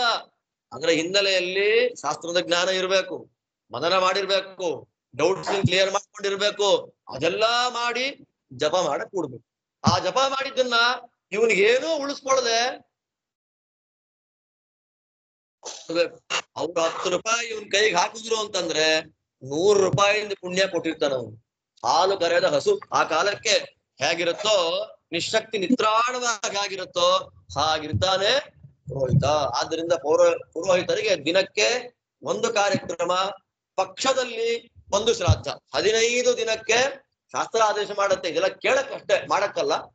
ಈ ತರ ಇತ್ತು ಅಂತ ನಾವು ಕೇಳಬಹುದು, ದೊಡ್ಡವರು ಮಾಡ್ತಾ ಇದ್ರು ಅಂತ. 15 ದಿನಕ್ಕೆ 1 ಶ್ರಾದ್ದ, ದಿನಕ್ಕೆ 1 ಹೋಮ. ಯಾಕೆಂದ್ರೆ 1 ಶ್ರಾದ್ದದ ಊಟವನ್ನ ಮಾಡಿ ಬಂದ್ರೆ ಅವನು 1,00,000 ಗಾಯತ್ರಿಯನ್ನು ಮಾಡಿ ಕಳ್ಕೊಳ್ಬೇಕು ಅಂತ ಶಾಸ್ತ್ರ. ನಿತ್ಯ ಶ್ರಾದ್ದದ ಊಟವನ್ನ ಮಾಡ್ತಾ ಇದ್ರೆ 1,00,000 ಗಾಯತ್ರಿ ಮಾಡೋದು ಯಾವಾಗ? ಕಷ್ಟ ಇದೆ. ಆದ್ದರಿಂದ ಪುರಾಣಗಳಲ್ಲೆಲ್ಲ ಇದರೆಲ್ಲ 7ನೇ ಸ್ಕಂದದಲ್ಲಿ ಕೊನೆಯಲ್ಲಿ ಸನಾತನ ಧರ್ಮಗಳ ಬಗ್ಗೆ ನಿರೂಪಣೆ ಮಾಡ್ತಾರೆ ನಾರದರು ಇಂದ್ರದೇವರಿಗೆ. ನಿರೂಪಣೆ ಮಾಡುವಾಗ ಶ್ರಾದ್ದದ ಬಗ್ಗೆ ತುಂಬಾ ಚೆನ್ನಾಗಿ ಹೇಳಿದ್ದಾರೆ. ಅದ್ ನೋಡೋಣ 7ನೇ ಸ್ಕಂದದಲ್ಲಿ. ಈ ದೃಷ್ಟಿಯಲ್ಲಿ ಪುರೋಹಿತರನ್ನ ನಾವ್ ಇಟ್ಕೊಳ್ಳಿಲ್ಲ. ಅದಕ್ಕೆ ಹಿಂದಿನ ಕಾಲದಲ್ಲಿ ಕುಲಪುರೋಹಿತರು ಅಂತ ಇರ್ತಿದ್ರು. ಅವ್ರು ಏನೇ ಮಾಡ್ಲಿ ಅವ್ರ ಹಾಕಿದ ಗೆರೆನ ಈ ಮನೆಯವರು ದಾಡ್ತಾ ಇರ್ಲಿಲ್ಲ. ಅವ್ರು ಹಾಕೊಟ್ಟಿದ್ದೆ ಮುಹೂರ್ತ, ಅದೇನು ಯಾವ ಮಾಸ, ಯಾವ ಪಕ್ಷ, ಯಾವ ತಿಥಿ ನೋಡ್ತಾ, ಅಷ್ಟು ನಂಬಿಕೆ ಅವ್ರ ಕುಲಪುರೋಹಿತರ ಮೇಲೆ. ಆ ಪುರೋಹಿತರ ಮಾತಿನ ಮೇಲೆ ಅಷ್ಟು ವಿಶ್ವಾಸ, ನಮ್ಮನ್ನು ಉದ್ಧಾರ ಮಾಡ್ತಾರೆ ಅಂತ ಅಷ್ಟು ನಂಬಿಕೆ. ಸಮಾಜ ಅಷ್ಟು ಚೆನ್ನಾಗಿತ್ತು ಅವಾಗ. ಈ ದೃಷ್ಟಿಯಲ್ಲಿ ಪುರೋಹಿತರನ್ನ ಕಳ್ಕೊಂಡ ಇಂದ್ರ ಏನಾಗ್ಬಿಟ್ಟ, ಎಲ್ಲ ಐಶ್ವರ್ಯವನ್ನ ಕಳ್ಕೊಂಡ. ಗತಿ ಯಾರಿವಾಗ? ಬ್ರಹ್ಮದೇವರೇ ಶರಣು. ಡೈರೆಕ್ಟ್ ಆಗಿ ಬ್ರಹ್ಮದೇವರ ಹತ್ರ ಹೋದ್ರು. ಸ್ವಾಮಿ ಏನ್ ಮಾಡ್ಬೇಕು? ನೋಡಪ್ಪ, ಜ್ಞಾನಿಗಳಿಗೆ ಅಪಚಾರ ಮಾಡಿದ್ದು ನೀವು. ಬ್ರಹ್ಮದೇವರಿಂದ ಸಕಲ ಶಾಸ್ತ್ರಾಧ್ಯಯನ ಮಾಡಿದ ಮಹಾಜ್ಞಾನಿಗಳು ಅಪಚಾರ ಮಾಡಿ ಅನುಭವಿಸ್ತಾ ಇದ್ದೀರಾ ಈಗ. ಆದ್ರೆ ಪಶ್ಚಾತ್ತಾಪ್ತರಾಗಿ ನನ್ನ ಹತ್ರ ಬಂದಿದ್ದೀರಿ. ಒಂದು ಉದಾಹರಣೆ ಕೊಡ್ತೇನೆ ಇವಾಗ. ಪ್ರಜಾಪತಿಯ ಮಗನಾದ ವಿಶ್ವರೂಪ ಅಂತ ಕೇಳ್ತೀವಿ. ಅವನು ಪೌರೋಹಿತ್ಯ ಮಾಡಲ್ಲ. ಅವನು ಶಿಲೋಂಚ ವೃತ್ತಿಯಿಂದ ಜೀವನವನ್ನ ಮಾಡ್ತಾ ಇರ್ತಕ್ಕಂಥ ವ್ಯಕ್ತಿ, ಶುದ್ಧ ಧಾರ್ಮಿಕ. ಆದ್ರೆ ನನ್ನ ಮಾತು ಅಂತ ಹೇಳಿ ಪೌರೋಹಿತ್ಯಕ್ಕೇನಾದ್ರೂ ಒಪ್ಕೊಂಡ್ರೆ ಓಕೆ. ಆದ್ರೆ ನೀವು ಅವನು ಮಾಡಿದ ತಪ್ಪನ್ನ ಸಹಿಸ್ಕೋಬೇಕು. ಅವನು ಮಾಡಿದ ತಪ್ಪೇನು? ಅವನ ವಂಶದಲ್ಲಿ ಅವನ ತಾಯಿ ಕಡೆ ಯಾರು? ರಾಕ್ಷಸ. ಅವ್ರ ಅಮ್ಮ ಯಾರು? ದೈತ್ಯಳು. ಅದರಿಂದ ಅದೊಂದು ಸಹಿಸ್ಕೊಂಡ್ರೆ ನಿಮ್ಗೆಲ್ಲ ರೆಡಿ ಮಾಡ್ಕೊಡ್ತಾನ ಅವನು ಅಂತ ಬ್ರಹ್ಮದೇವರಂದಾಗ ನೇರವಾಗಿ ನೋಡಿ. ಬೃಹಸ್ಪತ್ಯಾಚಾರಿ ಎಲ್ಲೋದ್ರು ಅಂತ ಹುಡುಕಕ್ಕೆ ಆಗ್ಲಿಲ್ಲ ದೇವತೆಗಳು. ಇಂದ್ರ ಸಾಮಾನ್ಯ ಅಲ್ಲ. ಇಂದ್ರ ತುಂಬಾ ಇಂದ್ರಿಯಾಭಿಮಾನಿ ದೇವತೆ, ತತ್ವದೇವತೆ, ಸಿಗಲೇ ಇಲ್ಲ. ಅವಾಗ ಎಲ್ಲ ವಿಶ್ವರೂಪಾಚಾರ ಹತ್ರ ಬರ್ತಾರೆ, ಕೈ ಮುಗಿದ್ರು. ಕೈ ಮುಗಿದಂತಾರೆ, ಅಪ್ಪ ವಿಶ್ವರೂಪಾಚಾರ್ಯ ಅಂದ್ರು. ಸ್ವಾಮಿ ನೀವು ದೇವತೆಗಳು, ದೊಡ್ಡವರು, ನನಗ್ ಗೌರವ ಕೊಡಬಾರದು. ಅವಾಗ ಅವನಂತಾನೆ, ಶಾಸ್ತ್ರಾಧ್ಯಯನ ಮಾಡಿದ ವ್ಯಕ್ತಿ, ನೀನು ಬ್ರಹ್ಮಚಾರಿಯಾಗಿದ್ರು ಕೂಡ ನೀನು ಗುರುಸ್ಥಾನ ಯಾವತ್ತಿಗೂ ದೊಡ್ಡದು. ಅವಾಗ 3 ಶ್ಲೋಕ ಹೇಳ್ತಾರೆ. ಆಚಾರ್ಯರು ಯಾರ ಪ್ರತಿಮೆ ಅಂದ್ರೆ ಬ್ರಹ್ಮದೇವರ ಪ್ರತಿಮೆ. ಆಚಾರ್ಯ ಬ್ರಹ್ಮಣೋ ಮೂರ್ತಿ ಪಿತಾ ಮೂರ್ತಿ ಪ್ರಜಾಪತೆ. ಆಚಾರ್ಯ ಗುರುಗಳು ಬ್ರಹ್ಮದೇವರ ಸನ್ನಿಧಾನ ಪಾತ್ರರು, ತಂದೆ ಪ್ರಜಾಪತಿ ಬ್ರಹ್ಮದೇವರ ಸನ್ನಿಧಾನ ಪಾತ್ರರು, ಅಣ್ಣ ಮರುತ್ಪತಿ ಭ್ರಾತ ಮರುತ್ಪತೇರ್ಮೂರ್ತಿ. ಮರುತ್ಪತಿ ಅಂದ್ರೆ ಯಾರು? ಇಂದ್ರ. ಅಣ್ಣ ಅಂತಂದ್ರೆ ಮರುತ್ಪತಿಯ ಮೂರ್ತಿ, ಇಂದ್ರನ ಸನ್ನಿಧಾನ ಪಾತ್ರ. ಮಾತಾ ಸಾಕ್ಷಾತ್ ಕ್ಷಿತೆ ಸ್ತನು, ಮಾತಾ ತಾಯಿ ಪೃಥಿವಿಯ ಸನ್ನಿಧಾನ ಪಾತ್ರಳು. ಈಗೆಲ್ಲ ಒಂದೊಂದೇ. ಭಗಿನಿ, ಆ ಭಗಿನಿ ಅನ್ನೋಳು ಕ್ಷಮಾಗುಣದ ಸನ್ನಿಧಾನ ಪಾತ್ರಳು, ಅಕ್ಕ ತಂಗಿಯರು. ಅದಾದ ನಂತರದಲ್ಲಿ ಒಂದೊಂದೇ ಪಿತೃದೇವತೆಗಳು ಹಾಗೆ ನಮ್ಗೆ ಪ್ರಧಾನ. ಇಷ್ಟಾದ ಮೇಲೆ ಅತಿಥಿ ಅಭ್ಯಾಗತ ಇಬ್ರು ಬಂದು ಒಬ್ರೆಲ್ಲ ಒಂದೊಂದು ಅಂತ ಅಂದ ಮೇಲೆ ಅತಿಥಿ ಮತ್ತು ಅಭ್ಯಾಗತ. ಅಭ್ಯಾಗತ ಅಂತಂದ್ರೆ ಯಾರು? ಇನ್ವಿಟೇಷನ್ ಕೊಟ್ಟು ಬನ್ನಿ ಕಾರ್ಯಕ್ರಮಕ್ಕೆ ಬರ್ಬೇಕು ನೀವು ಅಂತ ಇನ್ವೈಟ್ ಮಾಡಿಸ್ಕೊಂಡು ಬಂದವ್ರು ಯಾರು? ಅಭ್ಯಾಗತರು. ಅತಿಥಿಗಳು ಅಂದ್ರೆ ಯಾರು? ದಾರಿಲಿ ಹೋಗೋರು. ಇಲ್ಲಿ ಕಾರ್ಯಕ್ರಮ ಆಗ್ತಾ ಇದೆ, ತುಂಬಾ ಹಸುವಾಗ್ತಾ ಇದೆ, ಅಲ್ಲಿ ಹೋದ್ರೆ ಊಟ ಹಾಕ್ತಾರೆ ಅಂತ ಅಂದುಕೊಂಡು ಬಂದವನು ಯಾರು? ಅತಿಥಿ. ಅಭ್ಯಾಗತ ಧರ್ಮದ ಮೂರ್ತಿ ಅಂತ. ಆದ್ರೆ ಅತಿಥಿ ಅಗ್ನಿಯ ಮೂರ್ತಿ. ಆದ್ದರಿಂದ ಬಂದ ಅತಿಥಿ ನಾವು ನಿಮ್ಮನ್ನು ಕರೆದಿಲ್ಲ, ನೀವು ಬರಬಾರ್ದು, ಹೊಟಾಗಿ ಅಂತ ಅನ್ಬಾರ್ದು. ಅತಿಥಿ ಯಾವ ರೂಪದಲ್ಲಿ ಯಾವ ದೇವತೆ ಋಷಿ ಬರ್ತಾನೋ ಗೊತ್ತಿಲ್ಲ. ಆದ್ದರಿಂದ ಮೊದಲು ಅತಿಥಿಗಳಿಗೆ ಅನ್ನದಾನ ಮಾಡಿ ನಾವು ತಿನ್ಬೇಕು ಅಂತ ಶಾಸ್ತ್ರ ಆದೇಶ ಮಾಡುತ್ತೆ. ಈಗ ನಾವು ತಿನ್ನೋದೇ ಕಷ್ಟ, ಅತಿಥಿಗಳಿಗೆ ಅಭ್ಯಾಗತರಿಗೆ ಇಲ್ಲ. ಇಷ್ಟೆಲ್ಲ ಹೇಳಿ ಕೊನೆಗಂತಾರೆ ಆಚಾರ್ಯ ಬ್ರಹ್ಮಣೋ ಮೂರ್ತಿ. ನಮ್ಮ ಆಚಾರ್ಯ ಅಪ್ಪ ಬ್ರಹ್ಮನ ಸ್ವರೂಪ, ದಯಮಾಡಿ ಒಪ್ಕೋ ಅಂದಾಗ ವಿಶ್ವರೂಪಾಚಾರ ಪೌರೋಹಿತ್ಯ ಬೇಡ, ಮನಸ್ಸನ್ನು ಹಾಳು ಮಾಡ್ಬಿಡುತ್ತೆ. ನಾನೇನೋ ಶಾಸ್ತ್ರದ ಮಾರ್ಗದಲ್ಲಿ ಹೋಗ್ತಾ ಇದ್ದೇನೆ, ಈಗ ಶಿಲೋಂಚ ವೃತ್ತಿಯನ್ನ ಮಾಡ್ಕೊಂಡು ನನ್ನನ್ನ ಶಾಸ್ತ್ರ ಮಾರ್ಗದಿಂದ ಹಾಳು ಮಾಡಿಬಿಡುತ್ತೆ ಪೌರೋಹಿತ್ಯ, ದಯಮಾಡಿ ನಾನು ಮಾಡಲ್ಲ, ಬೇಡ. ಅವಾಗ ಅವನೇ ಅಂತಾನೆ, ದೊಡ್ಡವ್ರು ದೇವತೆಗಳೆಲ್ಲ ಬಂದಿದ್ದೀರಿ, ನೀವೆಲ್ಲ ಬಂದಾಗ ನೀವು ಹೇಳಿದ್ರಿ ಪೌರೋಹಿತ್ಯ ಮಾಡು ಅಂತ. ದೊಡ್ಡವ್ರು ಹೇಳಿದಾಗ ಮಾಡಬೇಕಾದ ಕರ್ತವ್ಯ. ನನ್ನ ಪ್ರಾಣಗಳನ್ನ ಒತ್ತೆ ಇಟ್ಟಾದ್ರೂ ದೇವತೆಗಳ ಮುಂದೆ ಏನ್ ಹೇಳ್ತೀವೋ ಸತ್ಯ ಆಗ್ಬಿಡುತ್ತೆ. ದೇವತೆಗಳ ಮುಂದೆ ಗುರುಗಳ ಮುಂದೆ ನಿಂತ್ಕೊಂಡು ಏನೇ ಮಾತಾಡ್ಲಿ, ಒಳ್ಳೇದ್ ಕೆಟ್ಟದು, ಅದೇನಾಗತ್ತೆ? ಏನಂದ? ನನ್ನ ಪ್ರಾಣವನ್ನಾದ್ರೂ ಕೊಟ್ಟು ಪೌರೋಹಿತ್ಯ ಮಾಡ್ತೀನಿ ಇಂದ ಪ್ರಾಣ ಕೊಟ್ಟೇ ಬಿಟ್ಟ. ಇಂದ್ರ ತಲೆ ತೆಗಿಬಿಟ್ಟ. ಅದು ದೇವತೆಗಳ ಎದುರಿಗೆ ಮಾತಾಡ್ಬೇಕಾದ್ರೆ ಯೋಚನೆ ಮಾಡಿ ಶಾಸ್ತ್ರೀಯವೋ ಅಶಾಸ್ತ್ರೀಯವೋ ಅಂತ ಮಾತಾಡ್ಬೇಕಾದ ಕರ್ತವ್ಯ. ಆದ್ರೆ ಒಪ್ಕೊಂಡ. ಏನಂತ ಒಪ್ಕೊಂಡ? ಪೌರೋಹಿತ್ಯ ಮಾಡ್ತೀನಿ, ನಾನ್ ನಿಮಗೆ ಗುರುವಾಗ್ತೀನಿ. ನೋಡಿ, ಬೃಹಸ್ಪತ್ಯಾಚಾರ್ಯರ ಸ್ಥಾನಕ್ಕೆ ವಿಶ್ವರೂಪ ಕೂಡೋದು ಅಂತಂದ್ರೆ ಅದು ಇನ್ಫ್ಲೂಯೆನ್ಸ್ ಯಾರು ಮಾಡಿದ್ದು? ಯೋಗ್ಯತೆ ಎಷ್ಟು ದೊಡ್ಡದು ನೋಡಿ. ಯಾಕೆ ಆ ಯೋಗ್ಯತೆ? ದೈತ್ಯಳ ಮಗನಾಗಿ ಬಂದ್ರು ಆ ಯೋಗ್ಯತೆ ಎಲ್ಲಿಂದ ಬಂತು ಅಂತಂದ್ರೆ ಅವನಲ್ಲಿ ಒಂದು ವಿದ್ಯೆ ಇದೆ, ವೈಷ್ಣವ ಮಂತ್ರ ಇದೆ ಅವನಲ್ಲಿ, ಆ ವಿದ್ಯೆ. ಅವಾಗ ಶುಕಾಚಾರ ಅಂತಾರೆ, ಅವನಲ್ಲಿದ್ದಂತಹ ಆ ವೈಷ್ಣವ ಮಂತ್ರದ ಬಲದಿಂದ ದಯಾಗುಪ್ತ ಸಹಸ್ರಾಕ್ಷ, ಅದರಿಂದ ರಕ್ಷಣೆಯನ್ನ ಪಡೆದಂತಹ ಇಂದ್ರದೇವರು ಶುಕ್ರಾಚಾರ್ಯರ ಮಂತ್ರ ಬಲದಿಂದ ಇದ್ದಂತಹ ಸ್ವರ್ಗವನ್ನ ವಾಪಸ್ ತಗೊಂಡ್ಬಿಟ್ರು. ಆಗ ಪರೀಕ್ಷಿತ ಕೇಳ್ತಾನೆ, ದಯಾಗುಪ್ತ ಸಹಸ್ರಾಕ್ಷ ಸವಾಹಾನ್ ರಿಪು ಸೈನಿಕಾನ್ ಕ್ರೀಡನ್ನಿವ ವಿನಿರ್ಜಿತ್ಯ ತ್ರಿಲೋಕ್ಯಾಂ ಬುಬುಧೇ ಶ್ರಿಯಂ ಭಗವಂತನ್ ಮಮಾಖ್ಯಾಹಿ ವರ್ಮನಾರಾಯಣಾತ್ಮಕಂ ಯಥಾ ತಥಾ ಹಿತಶತ್ರುನ್ಯೇನ ಗುಪ್ತೋ ಜಯನ್ಮೃಧೇ. ಸ್ವಾಮಿ, ಯಾವುದೋ ಒಂದು ಮಂತ್ರ ಇದೆ ಅಂದ್ರಿ ಅವರಲ್ಲಿ, ಆ ಮಂತ್ರವೇ ಶ್ರೀ ನಾರಾಯಣ ವರ್ಮ. ಸಾಮಾನ್ಯವಾಗಿ ದೇವತೆಗಳೆಲ್ಲ ನಮಗೆ ನಾವು ಉದ್ಧಾರ ಆಗ್ಲಿ ಅಂತ ಕೆಲವು ಮಂತ್ರಗಳನ್ನ ಕೊಡ್ತಾರೆ, ನಾವೆಲ್ಲ ಉದ್ಧಾರ ಆಗ್ಲಿ. ಈಗ ವಿಷ್ಣು ಪಂಜರ ಸ್ತೋತ್ರ, ಶಿವ ಪಂಜರ ಸ್ತೋತ್ರ, ದುರ್ಗಾ ಪಂಜರ ಸ್ತೋತ್ರ, ಬೇಕಾದಷ್ಟು ನಮ್ಮ ರೋಗ ಬಂದಾಗ, ಜ್ವರ ಬಂದಾಗ ಎಲ್ಲ ಪಾರಾಯಣ ಮಾಡುತ್ತೆ. ದೇವತೆಗಳಿಗೆ ಜ್ವರ ಬಂದು ಪಾರಾಯಣ ಮಾಡಿದ್ದಲ್ಲ. ನಮಗೆ ಶನಿಯ ಸಂಕಟ ಬಂತು ಅಂದಾಗ ಶನೈಶ್ಚರ ಮಾಡಿದ ನರಸಿಂಹನ ಸ್ತೋತ್ರ ಪಾರಾಯಣ ಮಾಡ್ರಿ. ಮತ್ತೆ ನರಸಿಂಹ ಪುರಾಣದಲ್ಲಿ ಋಣಮೋಚನ, ಸಾಲಬಾಧ ಜಾಸ್ತಿ ಆದಾಗ ಋಣಮೋಚನ ನರಸಿಂಹ ಸ್ತೋತ್ರ ಹೀಗೆಲ್ಲ ಒಂದೊಂದು ಸ್ತೋತ್ರಗಳನ್ನ ಕೊಡ್ತಾರೆ.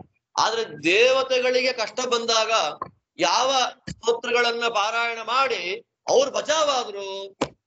ಅನ್ನೋದ್ರ ಬಗ್ಗೆ ದೇವತೆಗಳು ಗುಟ್ಟನ್ನ ಅಷ್ಟು ಈಸಿಯಾಗಿ ಬಿಟ್ಕೊಡಲ್ಲ. ಯಾಕೆ?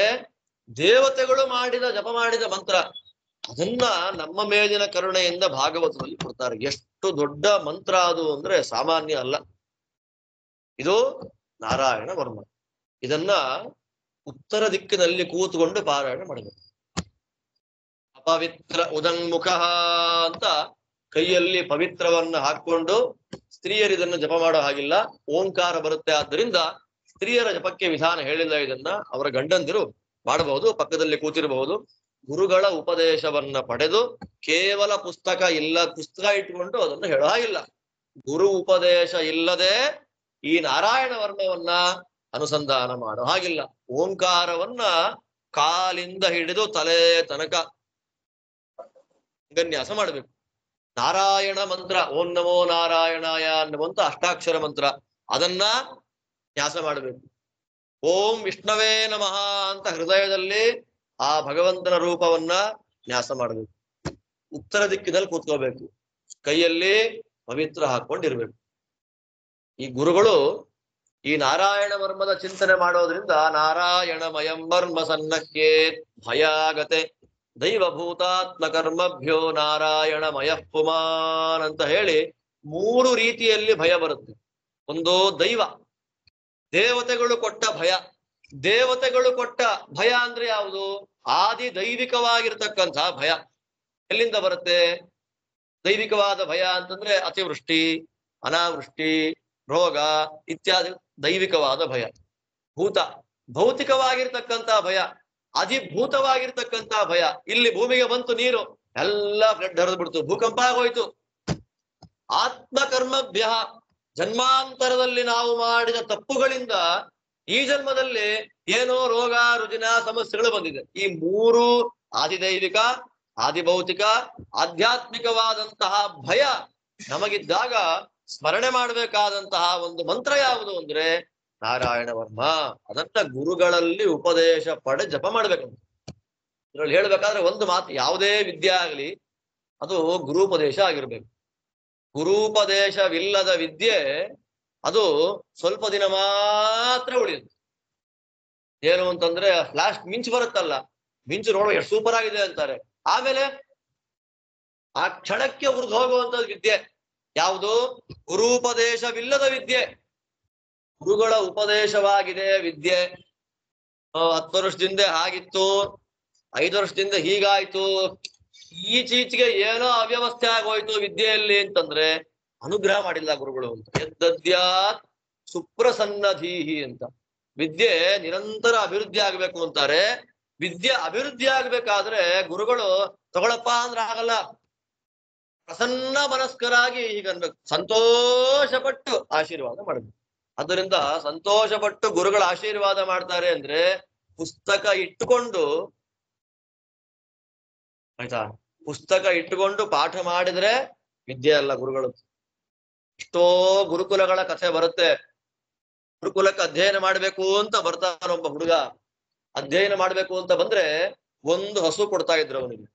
ಇದನ್ನ 25 ಮಾಡ್ಕೊಂಬ ಅಂತ ಕಳಿಸ್ಬಿಡ್ತಾ ಇದ್ರು.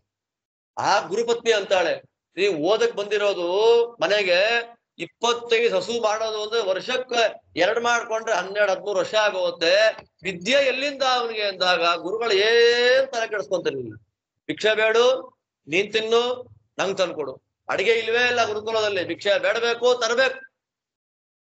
ಮನೆ 12-13 ವರ್ಷ ಆದ್ಮೇಲೆ ಗುರುಗಳು ಏನ್ ಮಾಡ್ತಾರೆ? ತಲೆ ಮೇಲೆ ಪ್ರೀತಿ ಭಕ್ತಿಯಿಂದ ಕೈ ಇಟ್ಟು ಎಲ್ಲ ಶಾಸ್ತ್ರಗಳ ಪಾಂಡಿತ್ಯ ನಿನಗೆ ಬರ್ಲಿ ಅಂತ ಆಶೀರ್ವಾದ ಮಾಡಿ ಹೊರಟೋದ್ರೆ ಅವನು ದೊಡ್ಡ ವಿದ್ವಾಂಸ ಆಗ್ತಿದ್ದ. ಅಂದ್ರೆ ಗುರುಗಳು ಬರೀ ಅಕ್ಷರವನ್ನ ಹೇಳ್ಕೊಟ್ರೆ ಗುರು ಅಲ್ಲ. ಅದರ ಹಿನ್ನೆಲೆಯಲ್ಲಿರ್ತಕ್ಕಂತ ಭಗವಂತನ ಅನುಗ್ರಹವನ್ನ ಸಂಪಾದನೆ ಹೆಂಗ್ ಮಾಡಬೇಕು ಅನ್ನೋದನ್ನ ಪಾಠ ಮಾಡತಕ್ಕಂಥವ್ರು ಗುರುಗಳು. ಆದ್ದರಿಂದ ಯಥಾ ದೇವೇ ತಥಾ ಗುರೌ. ದೇವರಲ್ಲಿ ಹೇಗೆ ನಾವು ಭಕ್ತಿಯನ್ನ ಮಾಡ್ತೇವೋ ಹಾಗೆ ಗುರುಗಳಲ್ಲಿ ಭಕ್ತಿ ಮಾಡ್ಬೇಕಂತೆ. ಗುರುಗಳ ಅನುಗ್ರಹ ಆಯ್ತು ಅಂತಂದ್ರೆ ಗುರುಗಳು ಯಾವ ಗ್ರಂಥವನ್ನ ಪಾಠ ಮಾಡಿಲ್ಲ ಆ ಎಲ್ಲ ಗ್ರಂಥಗಳ ಅರ್ಥವು ನಿಮ್ಗೆ ಆಗತ್ತೆ ಅಂತ. ಈ ವೇದವ್ಯಾಸ ಪೀಠದಲ್ಲಿ ಕೂತ್ಕೊಂಡು ನಾನು ಸುಳ್ಳು ಹೇಳೋದಲ್ಲ. ನಮ್ಮ ಗುರುಗಳು ಸಂತೋಷ ಪಟ್ಟು ಆಶೀರ್ವಾದ ಮಾಡಿದ್ರು. ನಾನು ಯಾವ ಗ್ರಂಥಗಳನ್ನ ಓದೇ ಇಲ್ಲ, ಅದೆಲ್ಲ ಹೇಳುವಂತಹ ಸೌಭಾಗ್ಯ ಸಾಮರ್ಥ್ಯ ಭಗವಂತ ಕೊಟ್ಟ. ವ್ಯಾಸಪೀಠದ ಮೇಲೆ ಕೂತ್ಕೊಂಡು ನಾನು 15 ವರ್ಷದ ನಿರಂತರ ನಾನು ಅನುಭವಿಸ್ತಾ ಇರತಕ್ಕಂತಹ ಸತ್ಯ ಯಾವ ಗ್ರಂಥವನ್ನಾಗಲಿ ಪುಸ್ತಕ ತೆಗೆದು ನೋಡಿ ಹೇಳುವಂತ ಅಭ್ಯಾಸ ಇಲ್ವೇ ಇಲ್ಲ. ನಮ್ಮ ಗುರುಗಳು ಅಷ್ಟು ಆಶೀರ್ವಾದ, ಅವತ್ತಿಂದ ಇವತ್ತಿನ ತನಕ ಅದೇ ಆಶೀರ್ವಾದ. ಇದು ಶ್ರೀಮದಾಚಾರ್ಯರ ಮಾತಿನ ಸತ್ಯ. ನನ್ನಂತ ಅಜ್ಞಾನಿ ಅಯೋಗ್ಯ ಅನುಭವಿಸ್ತಿರ್ತಕ್ಕಂಥ ಸತ್ಯ. ಗುರುಗಳಲ್ಲಿ ನಾವು ಎಷ್ಟು ಭಕ್ತಿ ಮಾಡ್ತೇವೋ ಅಷ್ಟು ನಾವು ಜೀವನದಲ್ಲಿ ಮೇಲೆ ಬರ್ತೀವಿ. ಆಚಾರ್ಯ ಅಂತಾರೆ, ಗುರು ಶಿಷ್ಯಯೋಹೋ ಅಯೋಗ್ಯತ್ವಾತ್. ಶಾಸ್ತ್ರದಲ್ಲಿ ಹೇಳಿದಂತಹ ವಿದ್ಯೆ ಫಲ ಕೊಡಲ್ಲ. ಯಾವಾಗ ಫಲ ಕೊಡಲ್ಲ ಅಂದ್ರೆ, ಈ ನಾರಾಯಣ ವರ್ಮಕ್ಕೆ ವ್ಯಾಖ್ಯಾನ ಮಾಡುವಾಗ 3 ಕಾರಣವನ್ನ ಕೊಡ್ತಾರೆ ಆಚಾರ್ಯರು. ಗುರು ಶಿಷ್ಯಯೋಹೋ ಅಯೋಗ್ಯತ್ವಾತ್. ಗುರುನೂ ಸರಿಯಾಗಿಲ್ಲ, ಶಿಷ್ಯನೂ ಸರಿಯಾಗಿಲ್ಲ ಅಂದಾಗ ವಿದ್ಯೆ ಬರಲ್ಲ. ಗುರುವೃತ್ತೇಹೇ ಅಪೂರ್ತಿತಃ. ಗುರುಗಳ ಸೇವೆಯನ್ನ ಅವನು ಪೂರ್ಣವಾಗಿ ಮಾಡಿಲ್ಲ, ಅರ್ಧಂಬರ್ಧ ಗುರು ಸೇವೆ ಮಾಡಿದ್ದಾನೆ ಅಂತಂದ್ರೆ ವಿದ್ಯೆ ಬರಲ್ಲ. ಅಪ್ರಸಾದಾತ್ ಗುರೋರ್ ವಿದ್ಯಾ. ಅಯ್ಯೋ ಒದ್ದಾಡ್ ಪ್ರಾಣ ತಿಂತಾ ಇದ್ದಾನಪ್ಪ ಇವನು, ತಗೊಂಡು ಹೋಗು ಅಂತ ಕೊಟ್ರೆ ವಿದ್ಯೆ ಬರಲ್ಲ. ಅಪ್ರಸಾದಾತ್, ಗುರುಗಳು ಅನುಗ್ರಹ ಮಾಡ್ಲಿಲ್ಲ ಅಂದ್ರೆ 3 ಕಾರಣ: ಅರ್ಧಂಬರ್ಧ ಗುರು ಸೇವೆ, ಗುರುಗಳ ಅನುಗ್ರಹ ಇಲ್ಲದೆ ಇರುವಂತದ್ದು, ಗುರುನೂ ಸರಿಯಾಗಿಲ್ಲ, ಶಿಷ್ಯನೂ ಸರಿಯಾಗಿಲ್ಲ ಅಂದಾಗ ಏನಾಗತ್ತೆ? ವಿದ್ಯೆ ಫಲಕಾರಿ ಆಗಲ್ಲ. ಒಂದು ವಿದ್ಯೆ ಫಲಕಾರಿ ಆಗಬೇಕು ಅಂದ್ರೆ ಗುರುಗಳ ಪೂರ್ಣವಾದ ಅನುಗ್ರಹ, ಅವರ ಪೂರ್ಣ ಆಶೀರ್ವಾದ ಬೇಕು. ಅದೆಲ್ಲ ತಲೆಯಲ್ಲಿ ಇಟ್ಟುಕೊಂಡು ನಾರಾಯಣ ವರ್ಮದ ಉಪದೇಶವನ್ನ ಪಡಿಬೇಕು ಅಂತ ಆದೇಶವನ್ನ ಆಚಾರ್ಯರು ಮಾಡ್ತಾ ಇದ್ದಾರೆ.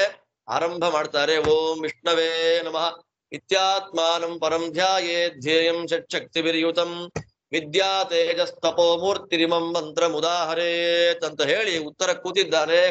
ಓಂ ಹರಿರ್ವಿದಧ್ಯಾನ್ ಮಮ ಸರ್ವರಕ್ಷಾಂ ಯಸ್ತಾಂಘ್ರಿ ಪದ್ಮಃ ಪತಗೇಂದ್ರ ಪೃಷ್ಠೆ ಧರಾರಿ ಚರ್ಮಾಸಿ ಗದೇಶು ಚಾಪ ಪಾಶಾಂದಧಾನೋಷ್ಟ ಗುಣೋಷ್ಟ ಬಾಹು. ನಾರಾಯಣ ವರ್ಮದ ಪ್ರತಿಪಾದ್ಯವಾದ ಭಗವದ್ರೂಪ ಹೇಗಿದೆ, ದೇವ್ರು ಹೇಗಿದ್ದಾನೆ ಅಂತಂದ್ರೆ, ಪತಗೇಂದ್ರ ಪೃಷ್ಠೆ. ಪತಗೇಂದ್ರ ಅಂದ್ರೆ ಗರುಡ. ಆ ಗರುಡ ದೇವರ ಭುಜದ ಮೇಲೆ ಕೂತಿದ್ದಾನೆ. 8 ಕೈ ಅವನಿಗೆ, 4 ಕೈ ಅಲ್ಲ, 8 ಕೈ. ದರ, ಅರಿ, ಚರ್ಮ, ಹಸಿ, ಗದ, ಚಾಪ, ಇಶು, ಪಾಶ. ದರ ಶಂಖ, ಅರಿ ಚಕ್ರ, ದರಾರಿ, ಚರ್ಮ, ಹಸಿ, ಕತ್ತಿ, ಗುರಾಣಿ, ಆಮೇಲೆ ಬಿಲ್ಲು, ಬಾಣ, ದಂಡ, ಪಾಶ. ಈ 8 ಆಯುಧಗಳನ್ನು ಹಿಡ್ಕೊಂಡು ಗರುಡನ ಮೇಲೆ ಬೀರಾಸನದಲ್ಲಿ ಕೂತಿರುವಂತಹ ಒಂದು ಭಗವದ್ ರೂಪ ನಾರಾಯಣ ವರ್ಮದ ಪ್ರತಿಪಾದ್ಯವಾಗಿರ್ತಕ್ಕಂತಹ ಒಂದು ಭಗವದ್ ರೂಪ ಆಗಿದೆ.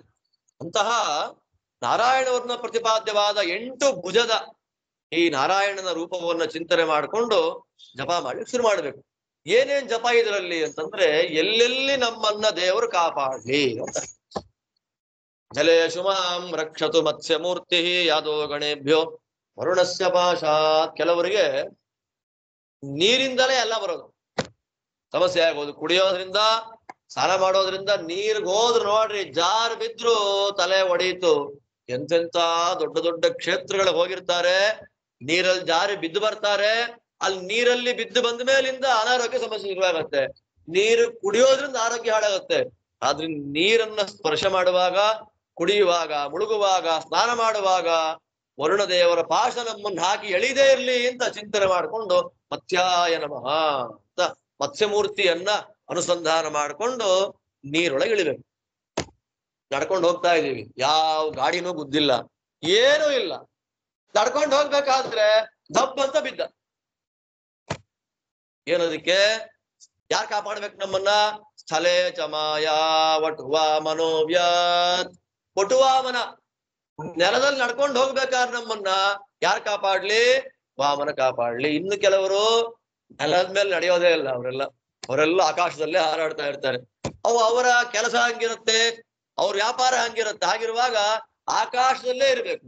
ಆಕಾಶದಲ್ಲಿ ಹಾರಿ ಹೋಗುವಾಗ ನಮ್ಮನ್ನು ಯಾರು ಕಾಪಾಡಬೇಕು? ತ್ರಿವಿಕ್ರಮಕ್ಕೇವತು ವಿಶ್ವರೂಪ. ಇನ್ನು ಕಾಡಲ್ಲಿ ಓಡಾಡ್ತಾ ಎಲ್ಲ ಮಾಡುವಾಗ ನರಸಿಂಹದೇವರು ಕಾಪಾಡಬೇಕು. ಬೆಟ್ಟದಲ್ಲಿ ಓಡಾಡ್ತಾ ಇದ್ದೇವೆ, ಬೆಟ್ಟ ಗುಡ್ಡಗಳಲ್ಲಿ ಓಡಾಡುವಾಗ ಭರತಾಗ್ರಜನಾದ ಸೀತಾಪತಿ ಶ್ರೀರಾಮಚಂದ್ರ ಪತಿಪತಿ ಗುಣಸಾಂದ್ರ ಪಾತುಮಾಂ ರಾಮಚಂದ್ರ ಅಂತ ಹೆಜ್ಜೆ ಹೆಜ್ಜೆಗೂ ನಮ್ಮನ್ನ ಕಾಪಾಡತಕ್ಕಂತಹ ವ್ಯಕ್ತಿ ಶ್ರೀರಾಮಚಂದ್ರ. ಅದಾದ್ಮೇಲೆ ದುರಹಂಕಾರ ಬಂತು. ನಾನೇ, ನನ್ನಿಂದಲೇ, ನನ್ ಬಿಟ್ರೆ ಯಾರು ಇಲ್ಲ ಅನ್ನುವಂತ ದುರಹಂಕಾರದಿಂದ ನಮ್ಮನ್ನ ಯಾರು ಕಾಪಾಡಬೇಕು ಅಂದ್ರೆ ನರ ಅಂತಾರೆ. ನರಶ್ಚ ಹಾಸ. ಈ ನರ ಯಾಕೆ ಬಂದ ಇಲ್ಲಿ? ಅದಕ್ಕೊಂದು ಕಥೆ ಮಹಾಭಾರತದಲ್ಲಿ ಬರುತ್ತೆ. ಒಬ್ಬ ರಾಜ, ಡಂಬೋದ್ಭವ ಅಂತ ಅವನ ಹೆಸರು ಚೆನ್ನಾಗಿ, ಡಂಬೋದ್ಭವ.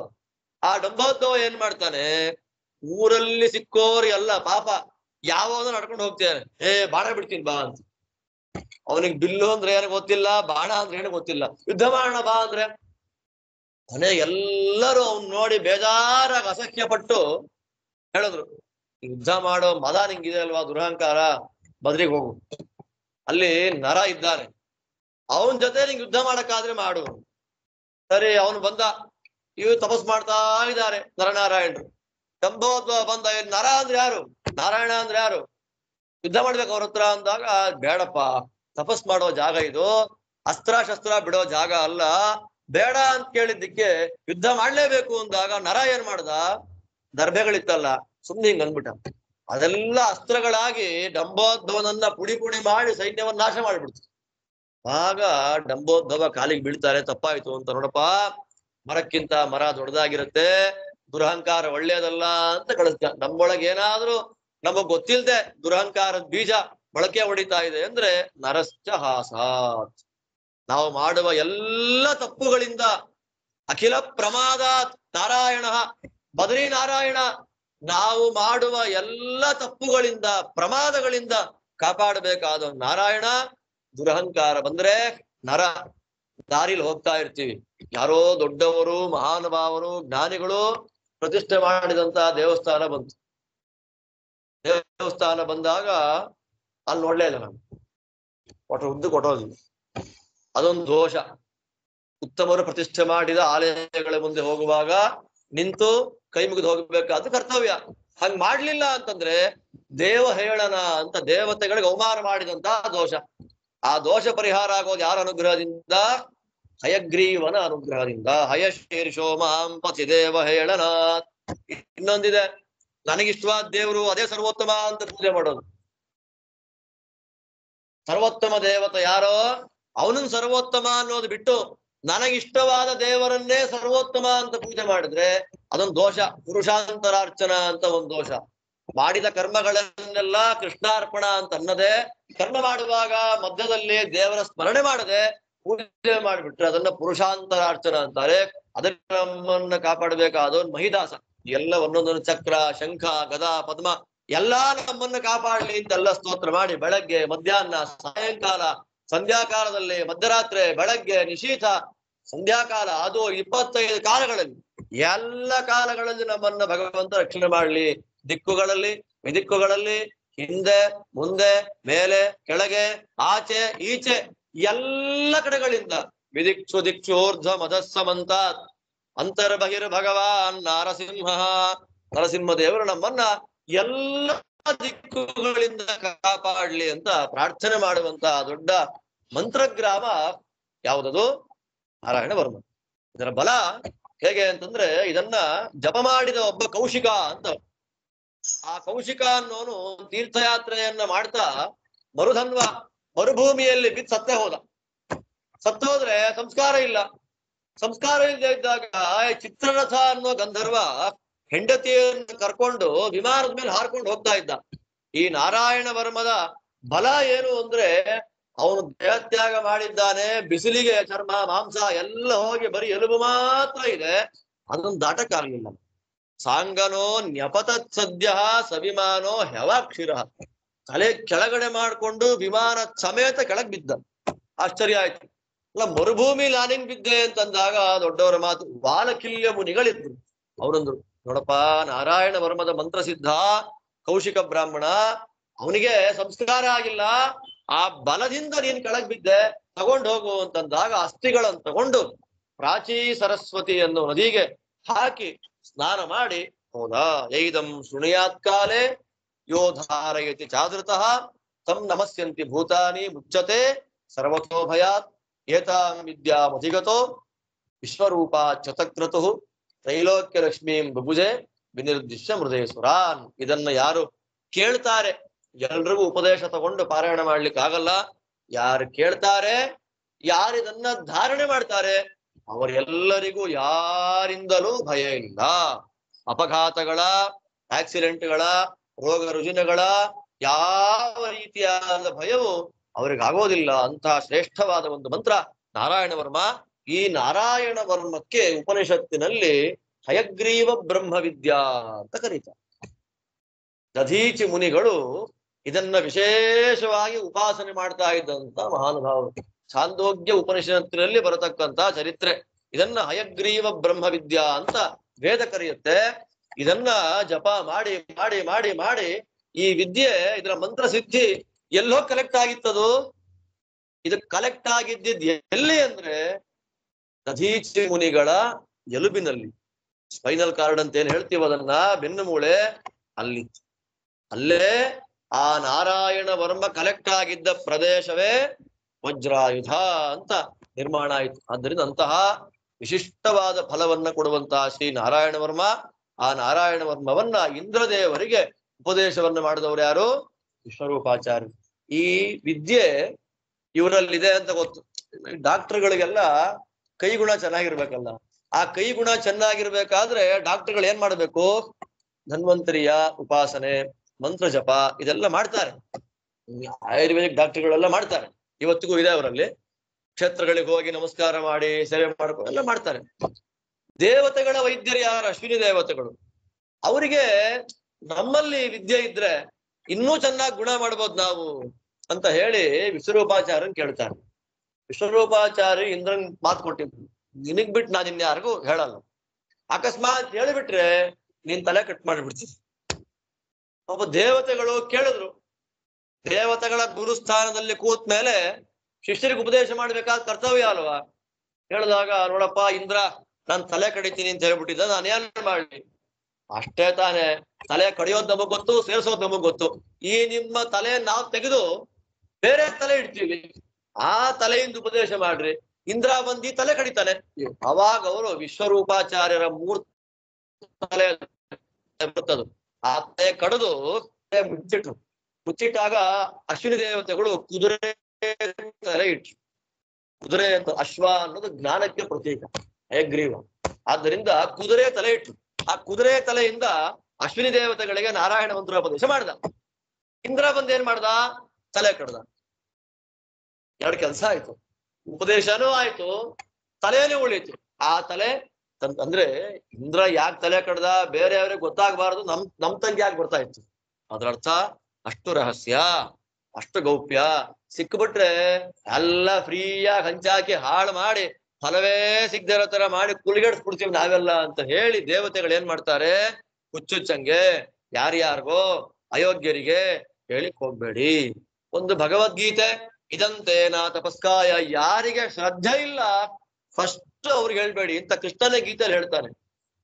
ಸಹ ಮಂತ್ರಗಳೆಲ್ಲ ಶ್ರದ್ಧೆ ಇರೋರಿಗೆ, ಭಕ್ತಿ ಇರೋರಿಗೆ, ನಂಬಿಕೆ ಇರೋರಿಗೆ ಮಾತ್ರ ಕೊಡಬೇಕಾದ್ದರಿಂದ ಈ ನಾರಾಯಣ ವರ್ಮ ಭಾಗವತದ 6ನೇ ಸ್ಕಂದದ 8ನೇ ಅಧ್ಯಾಯದಲ್ಲಿ ಬರುವಂತಹ ಅತ್ಯಂತ ಪ್ರಧಾನವಾದ 8 ಎಷ್ಟು ದೊಡ್ಡದು ಅಂತಂದ್ರೆ, ಈ ಮಂತ್ರ ಪ್ರತಿಪಾದ್ಯವಾದ ಭಗವದ್ ರೂಪ 8 ಕೈ, ಅದಾದ್ಮೇಲೆ ಅಷ್ಟಗುಣ ಅಷ್ಟಬಾಹು, 8 ಗುಣಗಳು 8 ಕೈ, ಅದೆಲ್ಲ ನಿರೂಪಣೆ ಆಗಿದ್ದಲ್ಲಿ 8ನೇ ಅಧ್ಯಾಯದಲ್ಲಿ. ಈ ವೇದವ್ಯಾಸರು ಅಕ್ಷರಗಳಲ್ಲೂ ಎಷ್ಟು ವಿಸ್ತಾರವಾಗಿ ಚಿಂತನೆ ಮಾಡಿಕೊಟ್ಟಿದ್ದಾರಂತ. ನಾರಾಯಣ ವರ್ಮದ ಅನುಸಂಧಾನ ಶ್ರವಣ ಮಾಡೋದ್ರಿಂದಲೇ ಎಲ್ಲ ರೀತಿಯಾದ ಪಾಪಗಳನ್ನು ದೂರ ಮಾಡತಕ್ಕಂತಹ ಮಂತ್ರ.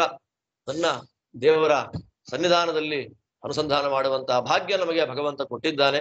ಆ ಭಾಗ್ಯಕ್ಕೆ ನಾವು ಭಗವಂತನಿಗೆ ನಿರಂತರವಾಗಿ ಕೃತಜ್ಞತೆಯನ್ನ ಸಮರ್ಪಣೆಯನ್ನ ಮಾಡ್ತಾ 8ನೇ ಅಧ್ಯಾಯದ ಚಿಂತನೆ ಮುಗಿಸ್ತಾ ಇದ್ದೇನೆ.